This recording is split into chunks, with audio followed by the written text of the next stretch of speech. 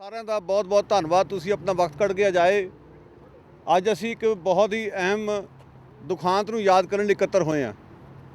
ਅੱਜ ਦੇ ਦਿਨ 1984 ਦੇ ਵਿੱਚ ਭਾਰਤ ਵਿੱਚ ਜਿਹੜਾ ਆਪਣੇ ਆਪ ਨੂੰ ਦੁਨੀਆ ਦੀ ਸਭ ਤੋਂ ਵੱਡੀ ਜਮਹੂਰੀਅਤ ਕਹਿੰਦਾ, ਜਿਹੜਾ ਦਾਅਵਾ ਕਰਦਾ ਕਿ ਦੁਨੀਆ ਦਾ ਸਭ ਤੋਂ ਵੱਡਾ ਸੈਕੂਲਰ ਦੇਸ਼ ਹਾਂ ਅਸੀਂ, ਉੱਥੋਂ ਦੇ ਨਿਜ਼ਾਮ ਨੇ ਆਪਣੇ ਸੈਕੂਲਰਵਾਦ ਦਾ ਜਿਹੜਾ ਬੁਰਕਾ ਚਾੜਿਆ ਸੀ ਉਹਨੂੰ ਲਾ ਦਿੱਤਾ ਸੀ ਤੇ ਸ਼ਰੇਆਮ ਸਿੱਖ ਭਾਈਚਾਰੇ ਦਾ ਸ਼ਿਕਾਰ ਖੇਡਿਆ ਗਿਆ। 2 ਸਿੱਖਾਂ ਨੇ ਇੰਦਰਾ ਗਾਂਧੀ ਦਾ ਸੌਦਾ ਲਾਇਆ ਔਰ ਸਾਰੇ ਭਾਈਚਾਰੇ ਨੂੰ ਉਸਦੀ ਸਜ਼ਾ ਦਿੱਤੀ ਗਈ ਤਾਂ ਜੋ ਬਹੁ ਗਿਣਤੀ ਦੀਆਂ ਵੋਟਾਂ ਬਟੋਰ ਕੇ ਬਹੁ ਗਿਣਤੀਵਾਦ ਦਾ ਪੱਤਾ ਖੇਡ ਕੇ ਸਰਕਾਰ ਬਣਾਈ ਜਾ ਸਕੇ। ਸਿਤਮ ਦੀ ਗੱਲ ਇਹ ਹੈ ਕਿ ਉਸ ਵੇਲੇ ਕਾਂਗਰਸ ਦੀ ਸਰਕਾਰ ਸੀ ਜਿਹੜੀ ਆਪਣੇ ਆਪ ਨੂੰ ਸੈਕੂਲਰ ਕਹਿੰਦੀ ਆ ਔਰ ਉਹ ਸਿੱਧੇ ਤੌਰ ਤੇ ਇਸ ਕਤਲੇਆਮ ਵਿੱਚ ਸ਼ਾਮਲ ਸੀ। दूर रसद दे खून का बदला खून के नारे लाए गए। हिंदू जनूनियां नूं खुली छुट्टी दे दी गई, सिखां दा शिकार खेडो। और वेखण वाली गल है कि कतलेआम तो बाद कांग्रेस पार्टी नूं 400 तो वध सीटां हासिल होईयां, भारतीय जनता पार्टी को सिर्फ 2 सीटां हिस्सा आईयां। इसका मतलब ये निकलदा कि भाजपा की सारी वोट कांग्रेस नूं शिफ्ट हुई। सो जिथे कांग्रेस ड्राइविंग सीट ते सी, कांग्रेस ने धर्म निरपक्षता का बुरका चाड़िया होया सी ते कतलेआम करवा रही सी, ਉੱਥੇ ਬੀਜੇਪੀ ਵਾਲੇ ਨਾਲ ਦੀ ਨਾਲ ਹਜੂਮੀਆਂ ਵਿੱਚ ਸ਼ਾਮਲ ਸੀ। ਕਿਸੇ ਪਰ ਤੱਕ ਨੂੰ ਪ੍ਰਮਾਣ ਦੀ ਲੋੜ ਨਹੀਂ। ਨਾਲ ਦੀ ਨਾਲ ਯਾਦ ਰਹੇ ਕਿ ਨਾਨਾ ਜੀ ਦੇਸ਼ਮੁਖ ਆਰਐਸਐਸ ਦਾ ਮੁਖੀ ਸੀ ਜਿਹਨੇ ਇਸ ਕਤਲੇਆਮ ਨੂੰ ਜਸਟੀਫਾਈ ਕੀਤਾ ਸੀ, ਜਿਹਨੂੰ ਹੁਣ ਮੋਦੀ ਸਰਕਾਰ ਨੇ ਭਾਰਤ ਰਤਨ ਦਿੱਤਾ ਆ। ਮੈਂ ਇਹ ਗੱਲਾਂ ਤਾਂ ਕਹਿ ਰਿਹਾ ਕਿ ਆਈਏਪੀਆਈ ਜਿਹੜੀ ਸਾਡੇ ਜਥੇਬੰਦੀ ਹੈ, ਮੋਦੀ ਸਰਕਾਰ ਦੇ ਜ਼ੁਲਮਾਂ ਦੇ ਖਿਲਾਫ ਅਸੀਂ ਸੰਗਠਿਤ ਹੋਏ, ਪਰ ਜੋ ਕਾਂਗਰਸ ਦੇ ਕੁਕਰਮ ਕੀਤੇ ਨੇ ਅਸੀਂ ਅੱਖਾਂ ਉਸ ਦੇ ਬਾਰੇ ਨਹੀਂ ਮੀਚੀਆਂ ਹੋਈਆਂ। ਅਸੀਂ ਕਾਂਗਰਸ ਨੂੰ ਧਰਮ ਨਿਰਪੱਖਤਾ ਸਰਟੀਫਿਕੇਟ ਨਹੀਂ ਦੇ ਸਕਦੇ ਕਦੇ ਵੀ। ਅਫਸੋਸ ਦੀ ਗੱਲ ਇਹ ਕਿ ਸੀਪੀਐਮ ਬੰਗਾਲ ਦੇ ਵਿੱਚ ਜਿਹਨਾਂ ਦੀ ਸਰਕਾਰ ਸੀ, ਜੋਤੀ ਬਾਸੂ ਨੇ ਬਹੁਤ ਵਧੀਆ ਰੋਲ ਅਦਾ ਕੀਤਾ ਕਤਲੇਆਮ ਵੇਲੇ, ਸਿੱਖਾਂ ਦੀਆਂ ਜਾਨਾਂ ਬਚਾਈਆਂ, ਪਰ ਬਾਅਦ 'ਚ ਸਾਰੀ ਉਮਰ ਕਾਂਗਰਸ ਨੂੰ ਸੈਕੂਲਰਿਜ਼ਮ ਦਾ ਸਰਟੀਫਿਕੇਟ ਦਿੰਦੇ ਆਏ ਨੇ। ਉਹਨਾਂ ਦੇ ਦੁਮ ਛੱਲੇ ਬਣੇ ਰਹੇ ਨੇ। ਅੱਜ ਵੀ ਤਾਜ਼ਾ ਖਬਰ ਇਹ ਆ ਕਿ ਕਿਹਾ ਜਾ ਰਿਹਾ ਬੰਗਾਲ ਦੇ ਵਿੱਚ ਅਸੀਂ ਤ੍ਰਿਣਮੂਲ ਕਾਂਗਰਸ ਨੂੰ ਹਰਾਉਣ ਲਈ ਕਾਂਗਰਸ ਦਾ ਸਮਝੌਤਾ ਕਰਾਂਗੇ। ਉਸੇ ਬੰਗਾਲ 'ਚ ਜਿੱਥੇ ਜੋਤੀ ਬਾਸੂ ਨੇ ਸਿੱਖਾਂ ਦੀ ਜਾਨ ਮਾਲ ਦੀ ਰਾਖੀ ਕੀਤੀ, ਔਰ ਕੇਰਲ 'ਚ ਅਸੀਂ ਉਹਨਾਂ ਨੂੰ ਲੜਾਈ ਦੇਵਾਂਗੇ। ਕਿਆ ਦੱਸੋ ਇਸ ਤੋਂ ਵੱਡਾ ਦੋਗਲਾਪਣ ਕੀ ਹੋ ਸਕਦਾ ਹੈ? ਔਰ ਅੱਜ ਵੀ ਜਿਹੜੇ ਆਪਣੇ ਆਪ ਨੂੰ ਲਿਬਰਲ ਕਹਿੰਦੇ ਆ, ਡੈਮੋਕ੍ਰੈਟ ਕਹਿੰਦੇ ਆ, ਰਾਜੀਵ ਗਾਂਧੀ ਪ੍ਰਤੀ ਬਹੁਤ ਨਿਸ਼ਠਾ ਉਹਨਾਂ ਦੀ। ਤੁਸੀਂ ਉਹ ਤਸਵੀਰ ਸ਼ਾਇਦ ਯਾਦ ਹੋਵੇ, ਮੇਰੇ ਮਨ 'ਚ ਉਕਰੀ ਹੋਈ ਅਜੇ ਵੀ। ਇੱਕ ਪਾਸੇ ਇੰਦਰਾ ਗਾਂਧੀ ਦੀ ਬੋਡੀ ਪਈ ਆ, ਇੱਕ ਪਾਸੇ ਜ਼ੈਲ ਸਿੰਘ ਖਲੋਤਾ ਆ, ਇੱਕ ਪਾਸੇ ਰਾਜੀਵ ਗਾਂਧੀ ਖਲੋਤਾ ਆ। ਰਾਜੀਵ ਗਾਂਧੀ ਜਿਹੜੀਆਂ ਕਿਹੜੀਆਂ ਅੱਖਾਂ ਨਾਲ ਜ਼ੈਲ ਸਿੰਘ ਨੂੰ ਵੇਖ ਰਿਹਾ, ਉਹ ਤਸਵੀਰ ਸਭ ਕੁਝ ਬਿਆਨ ਕਰ ਦਿੰਦੀ ਹੈ। ਰਾਜੀਵ ਗਾਂਧੀ ਖੁਦ ਉਸ ਕਤਲੇਆਮ ਵਿੱਚ ਸ਼ਾਮਲ ਸੀ। ਔਰ ਅੱਜ ਜਿਹੜੇ ਹਾਲਾਤ ਬਣੇ ਹੋਏ ਆ, ਤੁਸੀਂ ਵੇਖੋ, ਪਹਿਲਾਂ 84 ਦਾ ਕਤਲੇਆਮ ਹੋਇਆ, ਪੁਲਿਸ ਨਾਲ ਸੀ, ਸਰਕਾਰ ਨਾਲ ਸੀ, ਖੁੱਲੀ ਛੁੱਟੀ ਮਿਲ ਗਈ। 2002 ਦੇ ਵਿੱਚ ਇਸ ਨੂੰ ਦੁਹਰਾਇਆ ਗਿਆ ਜਦੋਂ ਗੁਜਰਾਤ ਵਿੱਚ ਨਰਿੰਦਰ ਮੋਦੀ ਮੁੱਖ ਮੰਤਰੀ ਸੀ। ਔਰ ਇਹੀ ਨਹੀਂ, 2008 ਵਿੱਚ ਈਸਾਈਆਂ ਦੇ ਖਿਲਾਫ ਇਸ ਤਰ੍ਹਾਂ ਦੀ ਹਿੰਸਾ ਉੜੀਸਾ 'ਚ ਹੋਈ ਆ। ਔਰ ਇਹਨਾਂ ਮੁਲਕਾਂ 'ਚ ਵੀ ਅਸੀਂ ਵੇਖ ਲਈਏ ਆ ਕੋਵਿਡ-19 ਦੇ ਪੱਜ ਕਿਵੇਂ ਏਸ਼ੀਅਨ ਲੋਕਾਂ ਨੂੰ ਨਿਸ਼ਾਨਾ ਬਣਾਇਆ ਜਾ ਰਿਹਾ। ਪਰ ਫਿਰ ਵੀ ਸਾਨੂੰ ਇਹ ਮੰਨਣਾ ਪੈਣਾ ਕਿ ਇਹਨਾਂ ਸਰਕਾਰਾਂ ਨੇ ਉਹਨਾਂ ਲੋਕਾਂ ਦੀ ਪਰਵਾਹ ਨਹੀਂ ਕੀਤੀ ਜਿਹੜੇ ਜ਼ਹਿਰ ਘੋਲ ਰਹੇ ਆ। ਉਲਟਾ ਉਹ ਚੀਨੀ ਭਾਈਚਾਰੇ ਨਾਲ, ਏਸ਼ੀਅਨ ਭਾਈਚਾਰੇ ਨਾਲ, ਇੱਥੋਂ ਦੇ ਮੁੱਖ ਮੰਤਰੀ, ਇੱਥੋਂ ਦਾ ਪ੍ਰਧਾਨ ਮੰਤਰੀ ਖਲੋਤੇ ਆ। ਪਰ ਭਾਰਤ ਵਿੱਚ ਬਿਲਕੁਲ ਉਲਟਾ ਅਸੀਂ ਵੇਖ ਰਹੇ ਹਾਂ। ਉੱਥੇ ਉਲਟਾ ਸਰਕਾਰਾਂ ਖੁਦ ਕਰਵਾ ਰਹੀਆਂ ਔਰ ਬਾਅਦ 'ਚ ਬਹੁ ਗਿਣਤੀ ਦੀਆਂ ਵੋਟਾਂ ਵਟੋਰ ਕੇ ਕਿਵੇਂ ਸੱਤਾ ਦਾ ਸੁੱਖ ਮਾਣਦੀਆਂ। ਇਹ ਹਕੀਕਤ ਹੈ ਜਿਹੜੀ ਸਾਡੇ ਸਾਹਮਣੇ। ਜੇ 84 ਦਾ ਕਤਲੇਆਮ ਨਾ ਹੋਇਆ ਹੁੰਦਾ, 2002 ਵੀ ਨਹੀਂ ਸੀ ਹੋਣਾ, 2008 ਵੀ ਨਹੀਂ ਸੀ ਹੋਣਾ, ਤੇ ਜੋ ਕਸ਼ਮੀਰੀਆਂ ਨਾਲ ਪਿੱਛੇ ਹੋਇਆ 2019 ਦੀ ਚੋਣਾਂ ਤੋਂ ਪਹਿਲਾਂ, ਇਹ ਨਹੀਂ ਸੀ ਹੋਣਾ, ਤੇ ਨਾ ਮੋਦੀ ਨੂੰ ਅੱਜ ਇੰਨਾ ਭਾਰੀ ਬਹੁਮਤ ਮਿਲਣਾ ਸੀ। ਲੋਕਾਂ ਨੂੰ ਤਕਲੀਫ ਹੈ ਕਿ ਮੋਦੀ ਨੂੰ ਬਹੁਮਤ ਕਿਉਂ ਮਿਲਿਆ, ਪਰ ਕੀ ਤੁਸੀਂ ਸੋਚਦੇ ਹੋ ਕਿ ਜ਼ਮੀਨ ਜਿਹੜੀ ਹੈ ਆਪਣੇ ਆਪ ਹੀ ਤਿਆਰ ਹੋ ਗਈ? ਹਿੰਦੂਤਵੀ ਤਾਕਤਾਂ ਬਹੁਤ ਦੇਰ ਤੋਂ ਸਰਗਰਮ ਸੀਗੀਆਂ। ਪਹਿਲਾਂ ਉਹਨਾਂ ਨੇ ਕਾਂਗਰਸ ਦਾ ਇੱਕ ਜਿਹੜਾ ਫਰਜ਼ੀ ਜਿਹਾ ਸੈਕੂਲਰਿਜ਼ਮ ਦਾ ਬੁਰਕਾ ਪਾਇਆ ਹੋਇਆ ਸੀ, ਮੋਦੀ ਨੇ ਆ ਕੇ ਬੁਰਕਾ ਲਾ ਦਿੱਤਾ ਔਰ ਦੱਸ ਦਿੱਤਾ ਕਿ ਅਸੀਂ ਕੀ ਹਾਂ। ਮੈਂ ਸਿੱਧੇ ਤੌਰ ਤੇ ਕਤਲੇਆਮ ਦੇ ਲਈ ਕਾਂਗਰਸ ਪਾਰਟੀ ਨੂੰ ਨਹੀਂ, ਬੀਜੇਪੀ ਨੂੰ ਨਹੀਂ, ਭਾਰਤੀ ਰਾਜ ਨੂੰ ਕਸੂਰਵਾਰ ਠਹਿਰਾਉਣਾ ਆ। ਔਰ ਜੇ ਤੁਸੀਂ ਦਲਿਤਾਂ ਦੇ ਐਂਗਲ ਤੋਂ ਗੱਲ ਕਰੋ, ਭਾਰਤ ਸਦਾ ਹੀ ਹਿੰਦੂ ਰਾਸ਼ਟਰ ਸੀ। ਜੇ ਨਹੀਂ ਤਾਂ ਫਿਰ ਦਰੋਣਾਚਾਰਿਆ ਦੇ ਨਾਂ 'ਤੇ ਅਵਾਰਡ ਕਿਉਂ ਉੱਥੇ? ਜੇ ਇਹ ਗੱਲ ਨਹੀਂ ਤਾਂ ਮੈਨੂੰ ਦੱਸੋ ਕਿ ਮਨੂ ਦਾ ਬੁੱਤ ਕਿਹੜੀ ਗੱਲੋਂ ਹਾਈ ਕੋਰਟ ਰਾਜਸਥਾਨ ਦੇ ਬਾਹਰ ਲੱਗਾ ਹੋਇਆ? ਛੂਆਛਾਤ ਕਿਉਂ ਜਾਰੀ ਅਜੇ ਵੀ? ਸਾਨੂੰ ਇਹਨਾਂ ਤਾਕਤਾਂ ਦੇ ਖਿਲਾਫ ਇਕਮੁੱਠ ਹੋਣਾ ਪੈਣਾ। ਪਾਰਟੀਬਾਜ਼ੀ ਦਾ ਜ਼ਮਾਨਾ ਜਾ ਚੁੱਕਿਆ। ਭਾਰਤੀ ਰਾਜ ਦੀ ਇਸ ਧੱਕੇਸ਼ਾਹੀ ਦੇ ਖਿਲਾਫ ਸਾਨੂੰ ਖੜਨਾ ਪੈਣਾ। ਸੋ ਬਹੁਤਾ ਸਮਾਂ ਨਾ ਲੈਂਦੇ ਹੋਏ ਸਭ ਤੋਂ ਪਹਿਲਾਂ ਮੈਂ ਗੁਜ਼ਾਰਿਸ਼ ਕਰਾਂਗਾ, ਸਾਨੂੰ ਬੜੀ ਖੁਸ਼ੀ ਹੈ ਇਸ ਗੱਲ ਦੀ ਕਿ ਸਾਡੇ ਵਿੱਚ ਮਾਣਯੋਗ ਮੈਂਬਰ ਪਾਰਲੀਮੈਂਟ ਰਣਦੀਪ ਸਿੰਘ ਸਰਾਏ ਪਹੁੰਚੇ ਨੇ। ਲਿਬਰਲ ਪਾਰਟੀ ਦੇ MP ਸਮੇਂ-ਸਮੇਂ ਤੇ ਇਹਨਾਂ ਨੇ ਵੀ ਮਾਮਲਾ ਚੁੱਕਿਆ ਕਿ ਉਹ 2 ਸ਼ਬਦ ਕਹਿਣ, ਔਰ ਉਸ ਤੋਂ ਪਿੱਛੋਂ ਮੈਂ ਬੇਨਤੀ ਕਰੂੰਗਾ ਤਜਿੰਦਰ ਕੌਰ ਜੀ ਨੂੰ 2 ਸ਼ਬਦ ਕਹਿਣ ਲਈ ਤਿਆਰ ਰਹਿਣ।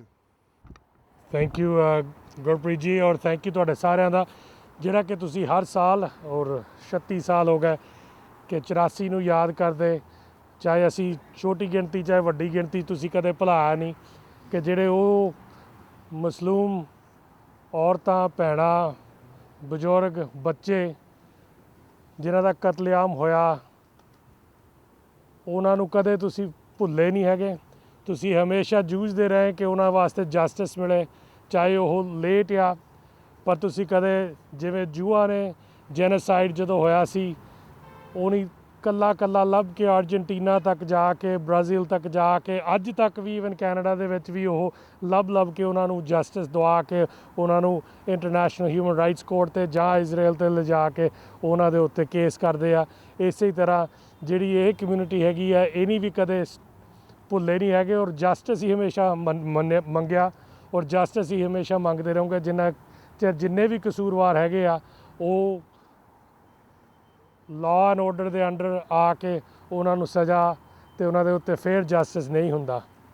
2018 'ਚ ਮੈਂ ਵੀ ਗਿਆ ਸੀਗਾ ਉੱਥੇ ਤਰਲੋਕ ਵਿਹਾਰ 'ਚ ਵੀ, ਰਕਾਬਗੰਜ ਦੇ ਵਿੱਚ ਜਿੱਥੇ ਉਹਨੇ ਕੰਧ ਬਣਾਈ, ਇੱਕ ਸੱਚ ਦੀ ਕੰਧ, ਉਹਨਾਂ ਦੀ ਯਾਦ ਦੇ ਵਿੱਚ ਹਜੇ ਵੀ ਵਿਡੋਜ਼ ਜਿਹੜੀਆਂ ਹੈਗੀਆਂ, ਉਹਨਾਂ ਨੂੰ ਦੇਖ ਕੇ ਤੁਹਾਨੂੰ ਅੰਜੂ ਆ ਜਾਂਦੇ।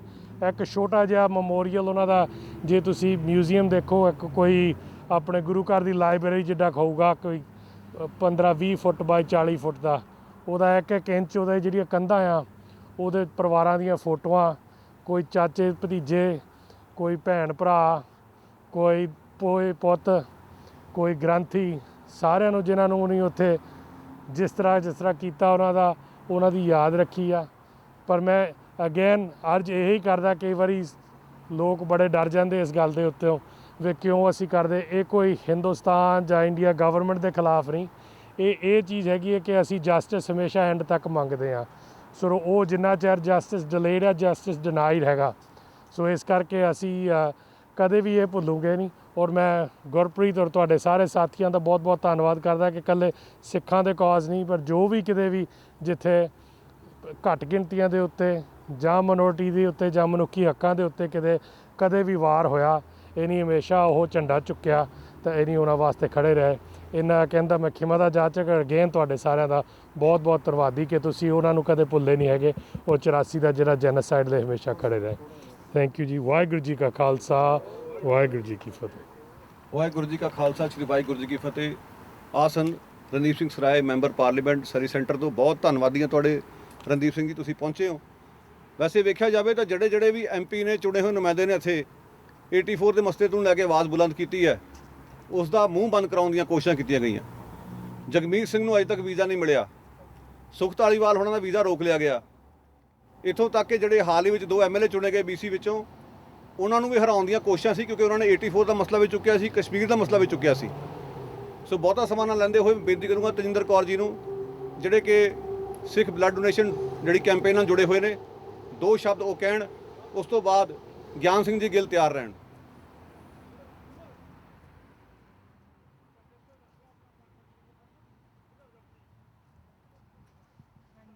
ਵਾਹਿਗੁਰੂ ਜੀ ਕਾ ਖਾਲਸਾ, ਵਾਹਿਗੁਰੂ ਜੀ ਕੀ ਫਤਿਹ। ਮੈਂ ਐਕਚੁਅਲੀ ਅੱਗੇ ਬੋਲੀ ਨਹੀਂ ਹੈਗੀ ਕਦੀ, ਪਰ ਪਹਿਲੀ ਵਾਰੀ ਬੋਲਣ ਲੱਗੀ ਹਾਂ ਤੇ ਤੁਹਾਡੇ ਵਾਂਗੂ ਹੀ ਆਪਦੀ ਭੈਣ ਸਮਝ ਕੇ ਜੇ ਕੋਈ ਗਲਤ ਬੋਲਿਆ ਗਿਆ ਹੋਵੇ ਤਾਂ ਪਲੀਜ਼ ਮਾਫ ਕਰ ਦਿਓ। ਹਾਂਜੀ, ਆਪਾਂ ਨੂੰ ਸਾਰਿਆਂ ਨੂੰ ਪਤਾ ਵੀ 31 ਅਕਤੂਬਰ ਨੂੰ ਕੀ ਹੋਇਆ ਤੇ ਉਸ ਤੋਂ ਬਾਅਦ ਨਵੰਬਰ 1 ਨੂੰ ਕੀ ਤਾਂਡਵ ਨਾਚ ਸ਼ੁਰੂ ਹੋਇਆ ਉੱਥੇ। ਹਾਂਜੀ, ਆਪਣੇ ਰਾਜੀਵ ਗਾਂਧੀ ਨੇ ਕਿਹਾ ਵੀ ਜਦੋਂ बड़ा पेड़ गिरता है तो धरती हिलती है। ਉਹਦੇ ਵਿੱਚ ਇੱਕ ਨਾਰਾ ਲਾਇਆ ਗਿਆ, ਖੂਨ ਕਾ ਬਦਲਾ ਖੂਨ। ਉਹਨਾਂ ਨੇ ਤਾਂ ਆਪਾਂ ਨੂੰ ਕਰਕੇ ਦਿਖਾਤਾ, ਉਹ ਜਿਹੜਾ ਖੂਨ ਦਾ ਬਦਲਾ ਉਹਨਾਂ ਨੇ ਖੂਨ ਦੇ ਨਾਲ ਲਿਆ। 4-5 ਦਿਨ ਆਪਣੇ ਸਿੱਖ ਕੌਮ ਦਾ ਕੀ ਹਾਲ ਕੀਤਾ ਉਹਨਾਂ ਨੇ, ਆਪਾਂ ਨੂੰ ਸਾਰਿਆਂ ਨੂੰ ਪਤਾ। ਉਸੇ ਨੂੰ ਦੇਖਦੇ ਹੋਏ 1999 ਦੇ ਵਿੱਚ ਇੱਥੇ ਆਪਣੇ ਕੈਨੇਡਾ ਦੇ ਸਿੱਖਾਂ ਨੇ ਇਹ ਤਹੀਆ ਕੀਤਾ ਵੀ ਉਹਨਾਂ ਨੇ ਖੂਨ ਦਾ ਬਦਲਾ ਖੂਨ ਇਸ ਤਰ੍ਹਾਂ ਲਿਆ, ਅਸੀਂ ਹੁਣ ਆਪਦੀਆਂ ਜਾਨਾਂ ਬਚਾ ਕੇ ਆਪਦੀਆਂ ਨਾੜਾਂ ਚੋਂ ਖੂਨ ਕਢਾ ਕੇ ਦਿਖਾਵਾਂਗੇ ਵੀ ਕਿਵੇਂ ਬਦਲਾ ਲਿਆ ਜਾਂਦਾ। ਜਿਹੜਾ ਗੁਰੂ ਪਾਤਸ਼ਾਹ ਨੇ ਆਪਾਂ ਨੂੰ, ਗੁਰੂ ਨਾਨਕ ਪਾਤਸ਼ਾਹ ਨੇ ਦਇਆ ਦਾ ਧਰਮ ਸਿਖਾਇਆ, ਉਹਦੇ ਤੇ ਚੱਲ ਕੇ ਮਨੁੱਖਤਾ ਦੀਆਂ ਜਾਨਾਂ ਬਚਾਉਣੀਆਂ ਤੇ ਨਾਲੇ ਉਹਨਾਂ ਦਾ ਪਰਦਾ ਫਾਸ਼ ਕਰਨਾ। ਇੱਥੋਂ ਕੈਨੇਡਾ ਦੇ ਵਿੱਚੋਂ ਇਹ ਮੁਹਿੰਮ ਸ਼ੁਰੂ ਹੋਈ, ਬਲੱਡ ਡੋਨੇਸ਼ਨ ਬਾਈ ਸਿੱਖ ਨੇਸ਼ਨ ਕੈਂਪੇਨ, ਜਿਹੜੀ ਕਿ ਹੁਣ 22 ਸਾਲ ਹੋ ਗਏ ਉਹਨੂੰ ਚੱਲਦੀ ਨੂੰ ਕੈਂਪੇਨ ਨੂੰ।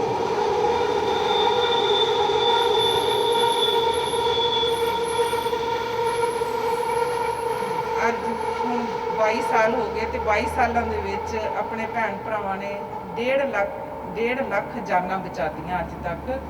ਤੇ ਜਦੋਂ ਵੀ ਹੁਣ ਵੀ ਜਦੋਂ ਆਪਾਂ ਅਬਾਊਟ 10 ਦਿਨ ਸਾਰੇ ਜਣੇ ਭੈਣ ਭਰਾ ਇਕੱਠੇ ਹੋ ਕੇ ਫੋਨ ਕਰਦੇ ਰਹੇ ਡੋਨਰਾਂ ਨੂੰ। ਕੋਵਿਡ ਦੇ ਵਿੱਚ ਸਾਰੇ ਦੇਖ ਲਓ ਕਿਵੇਂ ਭੈਣ ਭਰਾ ਆਉਂਦੇ ਸੀ, ਵਲੰਟੀਅਰ ਫੋਨ ਕਰਦੇ ਸੀ, ਬੜੇ ਚਾਅ ਦੇ ਨਾਲ ਆ ਕੇ ਉਹਨਾਂ ਨੂੰ ਹੁੰਦਾ ਸੀ ਅਸੀਂ ਡੋਨਰਾਂ ਨੂੰ ਫੋਨ ਕਰਨੇ ਆ। ਵਿੱਚ ਇੱਕ ਭੈਣ ਨੇ ਕਿਹਾ, ਕਹਿੰਦੀ ਵੀ ਮੈਂ ਵੀ ਬਲੱਡ ਦੇ ਸਕਦੀ ਹਾਂ, ਤੇ ਉਹਨੇ ਆਪਦੀ ਸਾਰੀ ਜਾਣਕਾਰੀ ਦੇਤੀ। ਉਸ ਤੋਂ ਬਾਅਦ ਕਹਿੰਦੀ ਮੈਂ ਆਪਦੇ ਨਾ ਬੱਚੇ ਦਾ ਵੀ ਨਾਲ ਲੈ ਕੇ ਆਉਂਗੀ। ਉਹਨੂੰ ਪੁੱਛਿਆ ਵੀ ਤੇਰੇ ਬੱਚੇ ਦਾ ਵੀ ਕੀ ਉਮਰ ਕੀ ਹੈ, ਕਹਿੰਦੀ ਵੀ 9 ਸਾਲ ਮੇਰੇ ਬੱਚੇ ਦੀ ਉਮਰ ਹੈ। ਵੀ ਇਸ ਤਰ੍ਹਾਂ ਡੋਨਰ ਵੀਰ ਭੈਣ ਤਿਆਰ ਬੈਠੇ ਆ ਆਪਦੇ ਮਨੁੱਖਤਾ ਦੀ ਸੇਵਾ ਕਰਨ ਵਾਸਤੇ।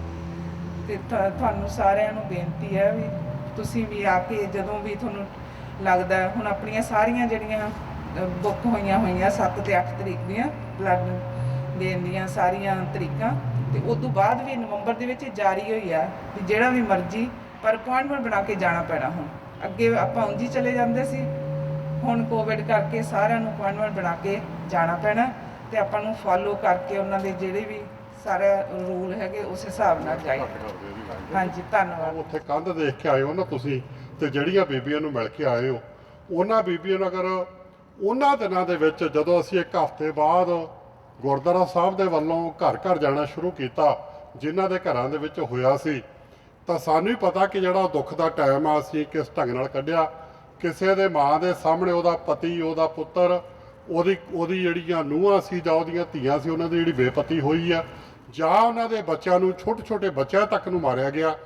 ਇਹਦੇ ਵਾਸਤੇ ਮੈਂ ਸਮਝਦਾ ਕਿ ਬਹੁਤ ਸਮਾਂ ਹੈ ਜਿਹੜਾ ਜਿਹਦੇ 'ਚ ਬਹੁਤ ਸਾਰੀਆਂ ਗੱਲਾਂ ਕੀਤੀਆਂ ਜਾ ਸਕਦੀਆਂ, ਪਰ ਮੈਂ ਇੱਕ ਗੱਲ ਜ਼ਰੂਰ ਇੱਥੇ ਸੰਤ ਜਰਨੈਲ ਸਿੰਘ ਜੀ ਖਾਲਸਾ ਪਿੰਡ ਵਾਲਿਆਂ ਦੀ ਆਪ ਨੂੰ ਦੁਹਰਾਉਣਾ ਚਾਹੁੰਦਾ ਕਿ ਖਾਲਸਾ ਜੀ ਉਹਨਾਂ ਸ਼ਹੀਦਾਂ ਦੇ ਖੂਨ ਦਾ ਹੱਕ ਲੈਣਾ, ਲੇਕਿਨ ਉਹਨਾਂ ਨੇ ਉੱਥੇ ਗੱਲ ਸਾਫ਼ ਕੀਤੀ ਸੀ ਕਿ ਹੱਕ ਲੈਣ ਦਾ ਮਤਲਬ ਇਹ ਨਹੀਂ ਆ ਕਿ ਅਸੀਂ ਕਿਸੇ ਗਰੀਬ ਨੂੰ, ਕਿਸੇ ਰੇਹੜੀ ਵਾਲੇ ਨੂੰ, ਕਿਸੇ ਕਾਰ ਵਾਲੇ ਨੂੰ, ਕਿਸੇ ਅਮੀਰ ਨੂੰ ਅਸੀਂ ਮਾਰ ਦੇਣਾ। ਮਾਰਨਾ ਨਹੀਂ, ਅਸੀਂ ਉਹ ਸ਼ਹੀਦਾਂ ਦੇ ਖੂਨ ਦਾ ਹੱਕ ਲੈਣਾ ਤਾਂ ਕਿ ਦੁਬਾਰਾ ਸਾਡੇ ਨਾਲ ਉਹੋ ਜਿਹਾ ਜੈਨੋਸਾਈਡ ਨਾ ਹੋਵੇ। ਉਹਦੇ ਵਾਸਤੇ ਸਾਨੂੰ ਜਿਹੜੀ ਇੰਟਰਨੈਸ਼ਨਲ ਲੀਡਰਸ਼ਿਪ ਆ, ਜਿਸ ਤਰ੍ਹਾਂ ਕੈਨੇਡਾ ਦੇ ਵਿੱਚ ਸਾਡੀ ਲੀਡਰਸ਼ਿਪ ਤਿਆਰ ਹੋਈ ਆ, ਸਾਨੂੰ ਨਵੀਂ ਲੀਡਰਸ਼ਿਪ ਤਿਆਰ ਕਰਨੀ ਪੈਣੀ ਆ। ਸਾਡੇ ਚੋਂ ਨਵੇਂ ਬੱਚਿਆਂ ਦਾ ਸਾਨੂੰ ਸਮਰਥਨ ਦੇਣਾ ਚਾਹੀਦਾ। ਔਰ ਉਸ ਜੈਨੋਸਾਈਡ ਦੇ ਪਿੱਛੇ ਜਿਹੜੀ ਗੱਲ ਸਰਦਾਰ ਗੁਰਪ੍ਰੀਤ ਸਿੰਘ ਜੀ ਨੇ ਕਹੀ ਆ ਕਿ ਮਨੂ ਸਿਮਰਤੀ ਦਾ ਜਿਹੜਾ ਸਿਧਾਂਤ ਹੈ, ਜਿੰਨਾ ਚਿਰ ਅਸੀਂ ਉਸ ਸਿਧਾਂਤ ਦੇ ਖਿਲਾਫ, ਉਸ ਸਿਧਾਂਤ ਦੇ ਬਣਾਏ ਹੋਏ ਅਖੰਡ ਭਾਰਤ ਨੂੰ ਅਸੀਂ ਖੰਡ ਨਹੀਂ ਕਰ ਦੇਗੇ, ਉਹਨੇ ਚਿਰ ਸਾਡੀ ਜਿਹੜੀ ਆ ਉਹ ਜਿੱਤ ਨਹੀਂ ਹੋਣੀਗੀ। ਇਸ ਵਾਸਤੇ ਸਾਨੂੰ ਜਿਹੜਾ ਆਪਣਾ ਹੱਕ ਹੈ, ਜਿਹੜਾ ਖਾਲਸੇ ਦਾ ਹੱਕ ਹੈ, ਜਿਹਦੇ ਵਾਸਤੇ ਜਾਨਾਂ ਗਈਆਂ ਔਰ ਅੱਗੇ ਵਾਸਤੇ ਕੰਮ ਨਾ ਹੋਵੇ, ਉਹਦੇ ਵਾਸਤੇ ਸਾਨੂੰ ਤਿਆਰ ਰਹਿਣਾ ਚਾਹੀਦਾ, ਆਪਣਾ ਘਰ ਘਾਟ ਲੈਣ ਵਾਸਤੇ।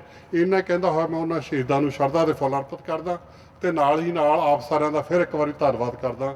ਵਾਹਿਗੁਰੂ ਜੀ ਕਾ ਖਾਲਸਾ, ਵਾਹਿਗੁਰੂ ਜੀ ਕੀ ਫਤਿਹ। ਬਹੁਤ ਸ਼ੁਕਰੀਆ ਗਿਆਨ ਸਿੰਘ ਜੀ।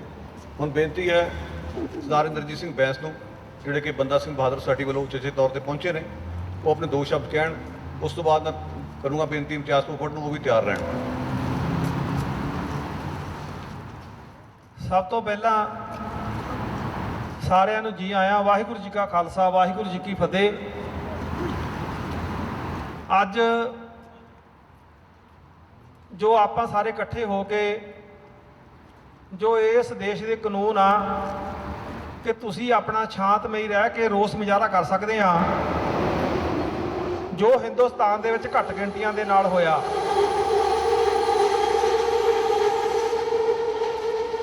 ਪਰ ਦੂਸਰੀ ਸਾਨੂੰ ਇਹ ਖੁਸ਼ੀ ਦੀ ਗੱਲ ਵੀ ਆ ਕਿ ਜਿਸ ਇਲਾਕੇ ਵਿੱਚ ਅਸੀਂ ਅੱਜ ਇਹ ਰੋਸ ਮੁਜ਼ਾਹਰਾ ਆਪਣਾ ਕਰ ਰਹੇ ਹਾਂ, ਉਸ ਇਲਾਕੇ ਦੇ MP ਸਰਾਏ ਸਾਹਿਬ ਜਿਹੜੇ ਕਿ ਮੇਰੇ ਤੋਂ ਪਹਿਲਾਂ ਬੋਲ ਕੇ ਹਟੇ ਆ, ਉਹ ਵੀ ਪਹੁੰਚੇ ਆ। ਇਹ ਇਹਨਾਂ ਕੰਟਰੀ ਦੀਆਂ ਬਰਕਤਾਂ ਆ ਕਿ ਇੱਕ MP ਇਹ ਆ, ਇੱਕ MP ਉਹ ਸੀ ਜਿਨ੍ਹਾਂ ਨੇ ਮੋਹਰੇ ਲੱਗ ਕੇ ਨਿਸ਼ਾਨਦੇਹੀ ਕੀਤੀ ਸਿੱਖਾਂ ਦੀ ਕਿ ਆ ਸਿੱਖਾਂ ਦਾ ਘਰ ਆ ਤੇ ਫੂਕ ਦੇਵੋ। 100 ਗੱਡੀ ਉਹਨਾਂ ਐਮਪੀਆਂ ਦੇ ਨਾਲ ਗਾਰਡਾਂ ਦੀ ਚੱਲਦੀ ਆ, ਕੋਈ ਉਹਨਾਂ ਦੇ ਲਾਗੇ ਨਹੀਂ ਝੁਕ ਸਕਦਾ। ਪਰ ਹਿੰਦੁਸਤਾਨ ਦੀ ਸਰਕਾਰ ਨੂੰ ਅਸੀਂ ਇਹ ਅੱਜ ਦੱਸਣ ਲਈ ਇਕੱਠੇ ਹੁੰਨੇ ਆ ਹਰੇਕ ਸਾਲ ਕਿ ਕਿਤਨੇ ਵੀ ਸਾਲ ਨਿਕਲ ਜਾਣ,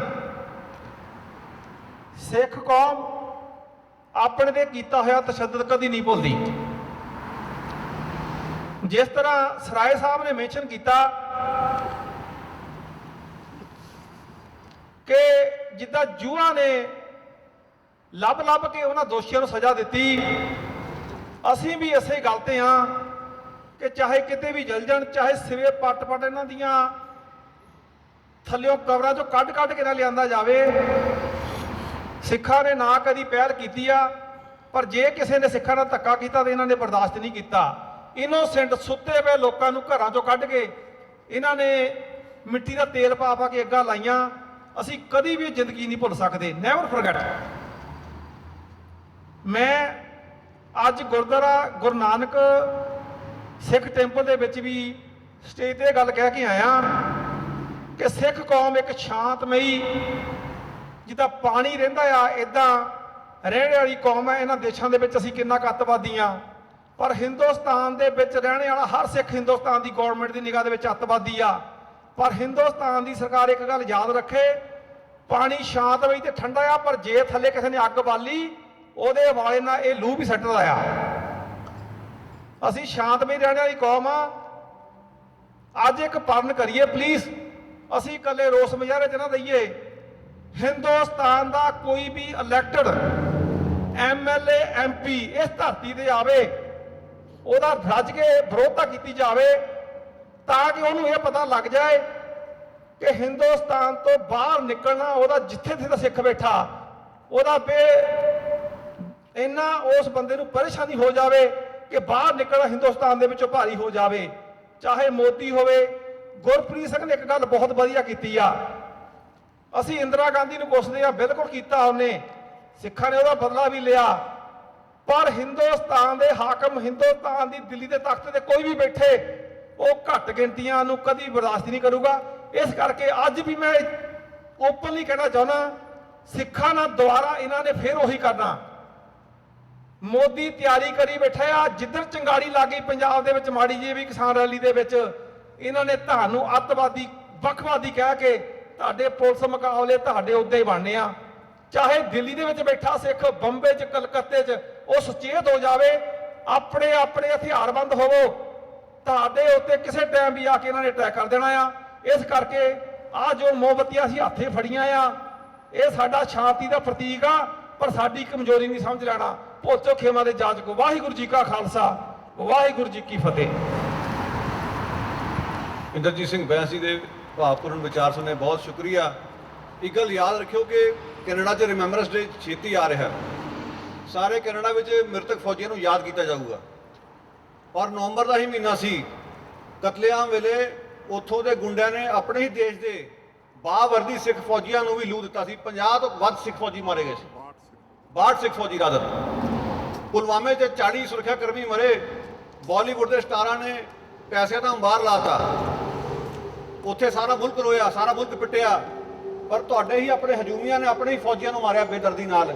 ਇਸਨੇ ਕਦੀ ਉਹਨਾਂ ਦੀ ਸਾਰ ਲਈ? ਇਸ ਤੋਂ ਇਲਾਵਾ ਜਿਹੜਾ ਇੱਥੇ ਕੋਈ ਵਿਅਕਤੀ ਕਹਿੰਦਾ ਕਿ ਯਹੂਦੀਆਂ ਨਾਲ ਅਨਿਆਂ ਨਹੀਂ ਹੋਇਆ, ਉਸ ਦੇ ਖਿਲਾਫ ਫੌਜਦਾਰੀ ਕਾਰਵਾਈ ਹੁੰਦੀ ਹੈ। ਪਰ ਸ਼ਰਮ ਦੀ ਗੱਲ ਹੈ ਕਿ ਸਾਡੇ ਜਿਹੜੇ ਪ੍ਰੋ ਇੰਡੀਆ ਜਾਂ ਪ੍ਰੋ ਮੋਦੀ ਗਰੁੱਪ ਓਪਨਲੀ ਕਹਿ ਰਹੇ ਕਿ ਜੈਨੋਸਾਈਡ ਹੋਇਆ ਹੀ ਨਹੀਂ। ਅਸੀਂ ਉਹਨਾਂ ਦਾ ਕੀ ਕਰ ਲਿਆ? ਸਾਨੂੰ ਇੱਥੇ ਵੀ ਇਸ ਕਿਸਮ ਦੀ ਲਾਮਬੰਦੀ ਕਰਨੀ ਪੈਣੀ। ਅਗਲੇ ਸਾਡੇ ਬੁਲਾਰੇ ਨੇ ਗੁਜਰਾਤੀ ਮੁਸਲਮਾਨ ਸਾਡੇ ਐਕਟਿਵਿਸਟ ਦੋਸਤ ਇਮਤਿਆਜ਼ ਪੋਪਟ, ਜਿਸ ਤੋਂ ਪਿੱਛੇ ਮੈਂ ਬੇਨਤੀ ਕਰੂੰਗਾ ਅਕਾਲੀ ਦਲ ਅੰਮ੍ਰਿਤਸਰ ਵੱਲੋਂ ਹਰਬੰਸ ਸਿੰਘ ਜੀ ਔਜਲਾ ਤਿਆਰ ਰਹਿਣ। अस्सलाम वालेकुम सर। तो पहले मैं दाद देना चाहता हूँ कि जिस ज़मीन पे हम खड़े हैं,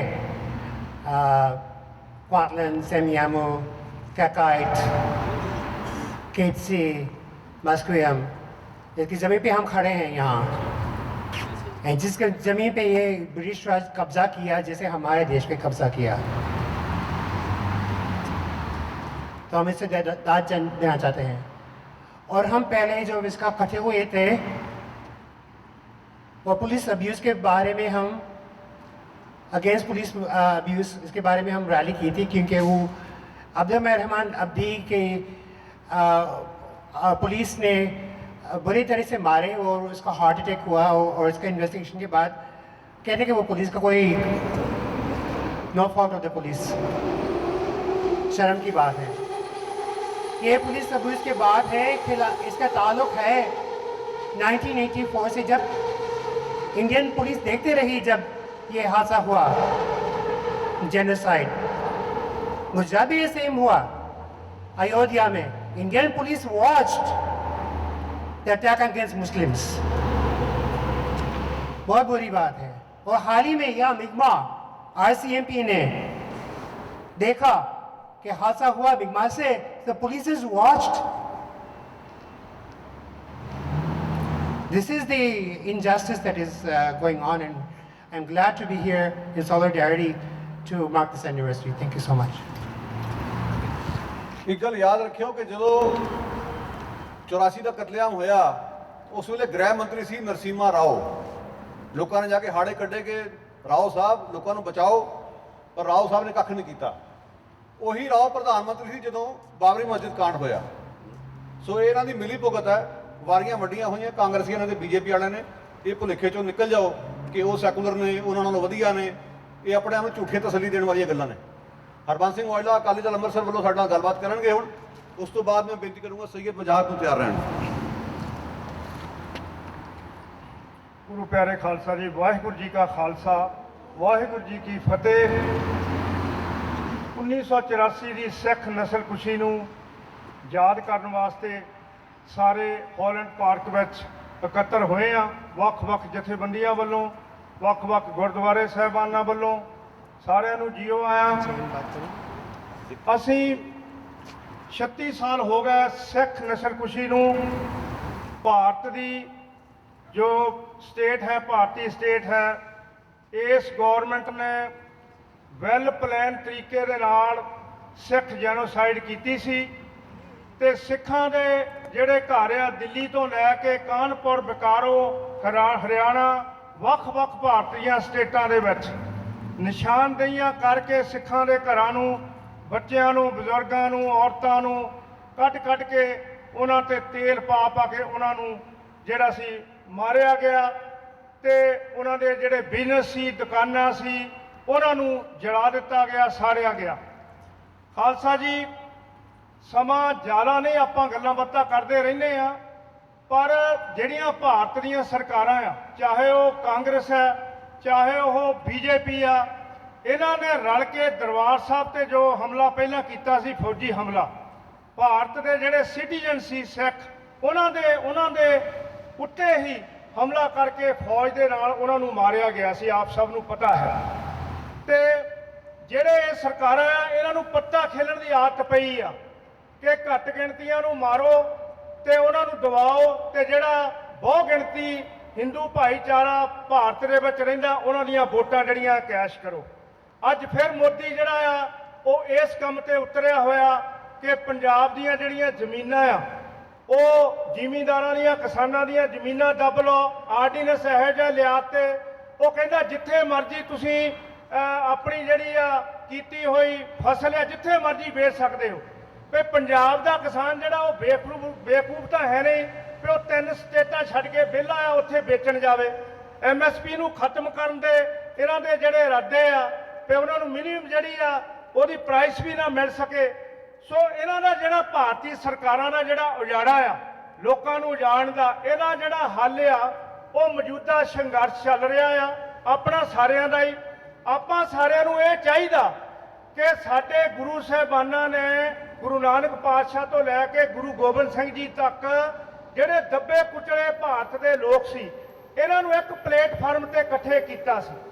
ਇਹਨਾਂ ਨੇ ਪਲੇਟਫਾਰਮ ਤੇ ਇਕੱਠੇ ਕਰਕੇ ਇਹਨਾਂ ਨੂੰ ਇਹ ਸਮਝਾਇਆ ਸੀ ਕਿ ਜੋ ਰਾਜ ਆ, ਰਾਜ ਤੋਂ ਬਿਨਾ ਨਾ ਧਰਮ ਚੱਲ ਸਕਦਾ ਤੇ ਰਾਜ ਤੋਂ ਬਿਨਾ ਨਾ ਤੁਸੀਂ ਪ੍ਰਫੁੱਲਤ ਹੋ ਸਕਦੇ ਆ। ਲੇਕਿਨ ਸਾਡੇ ਜਿਹੜੇ ਲੋਕ ਸੀ ਉਹ ਇਹਨਾਂ ਦੀਆਂ ਕਾਂਗਰਸ ਦੀਆਂ ਬੀਜੇਪੀ ਦੀਆਂ ਚਾਲਾਂ ਦੇ ਵਿੱਚ ਆ ਕੇ ਜਾਤਾਂ ਪਾਤਾਂ ਦੇ ਵਿੱਚ ਅਸੀਂ ਵੰਡ ਹੋ ਗਏ, ਅਸੀਂ ਉਹਨਾਂ ਦੇ ਲਾਲਚਾਂ ਦੇ ਵਿੱਚ ਵੰਡ ਹੋ ਗਏ। ਸਾਨੂੰ ਬੈਕਵਰਡ ਸ਼ੂਟ ਕਾਸਟ ਜਿਹੜੀਆਂ ਸ਼੍ਰੇਣੀਆਂ ਸੀ ਇਹਨਾਂ 'ਚ ਵੰਡ ਕੇ ਉਹਨਾਂ ਨੇ ਆਪਣਾ ਜਿਹੜਾ ਰਾਜ ਕੀਤਾ ਤੇ ਕਤਲੇਆਮ ਕੀਤਾ। ਸੋ ਮੈਂ ਇਹ ਕਹਿਣਾ ਚਾਹੁੰਦਾ ਕਿ ਜੋ ਮੌਜੂਦਾ ਸੰਘਰਸ਼ ਚੱਲਦਾ ਹੈ ਪੰਜਾਬ ਦਾ, ਜੋ 1984 ਤੋਂ ਸ਼ੁਰੂ ਹੋ ਗਿਆ ਸੀ, ਉਹਦਾ ਤੁਸੀਂ ਕੋਈ ਵੀ ਨਾਂ ਰੱਖ ਲਓ, ਖਾਲਿਸਤਾਨ ਰੱਖ ਲਓ ਜਾਂ ਸਿੱਖ ਕੌਮ ਦੀ ਪੰਜਾਬ ਦੀ ਆਜ਼ਾਦੀ ਰੱਖ ਲਓ, ਉਹਦੀ ਆਜ਼ਾਦੀ ਤੋਂ ਬਿਨਾ ਆਪਣਾ ਕੋਈ ਵੀ ਜਿਹੜਾ ਕੋਈ ਗੁਜ਼ਾਰਾ ਨਹੀਂ ਹੈ, ਤੁਹਾਡੀ ਕੋਈ ਸੇਫਟੀ ਨਹੀਂ ਹੈ ਭਾਰਤ ਦੇ ਵਿੱਚ। ਕਿਉਂਕਿ ਉਹਨਾਂ ਲੀਡਰਾਂ ਨੂੰ, ਉਹਨਾਂ ਲੋਕਾਂ ਨੂੰ ਇਹ ਆਦਤ ਪੈ ਚੁੱਕੀ ਆ ਲੋਕਾਂ ਦੇ ਘੱਟ ਗਿਣਤੀਆਂ ਦੇ ਕਤਲੇਆਮ ਕਰਨ ਦੀ।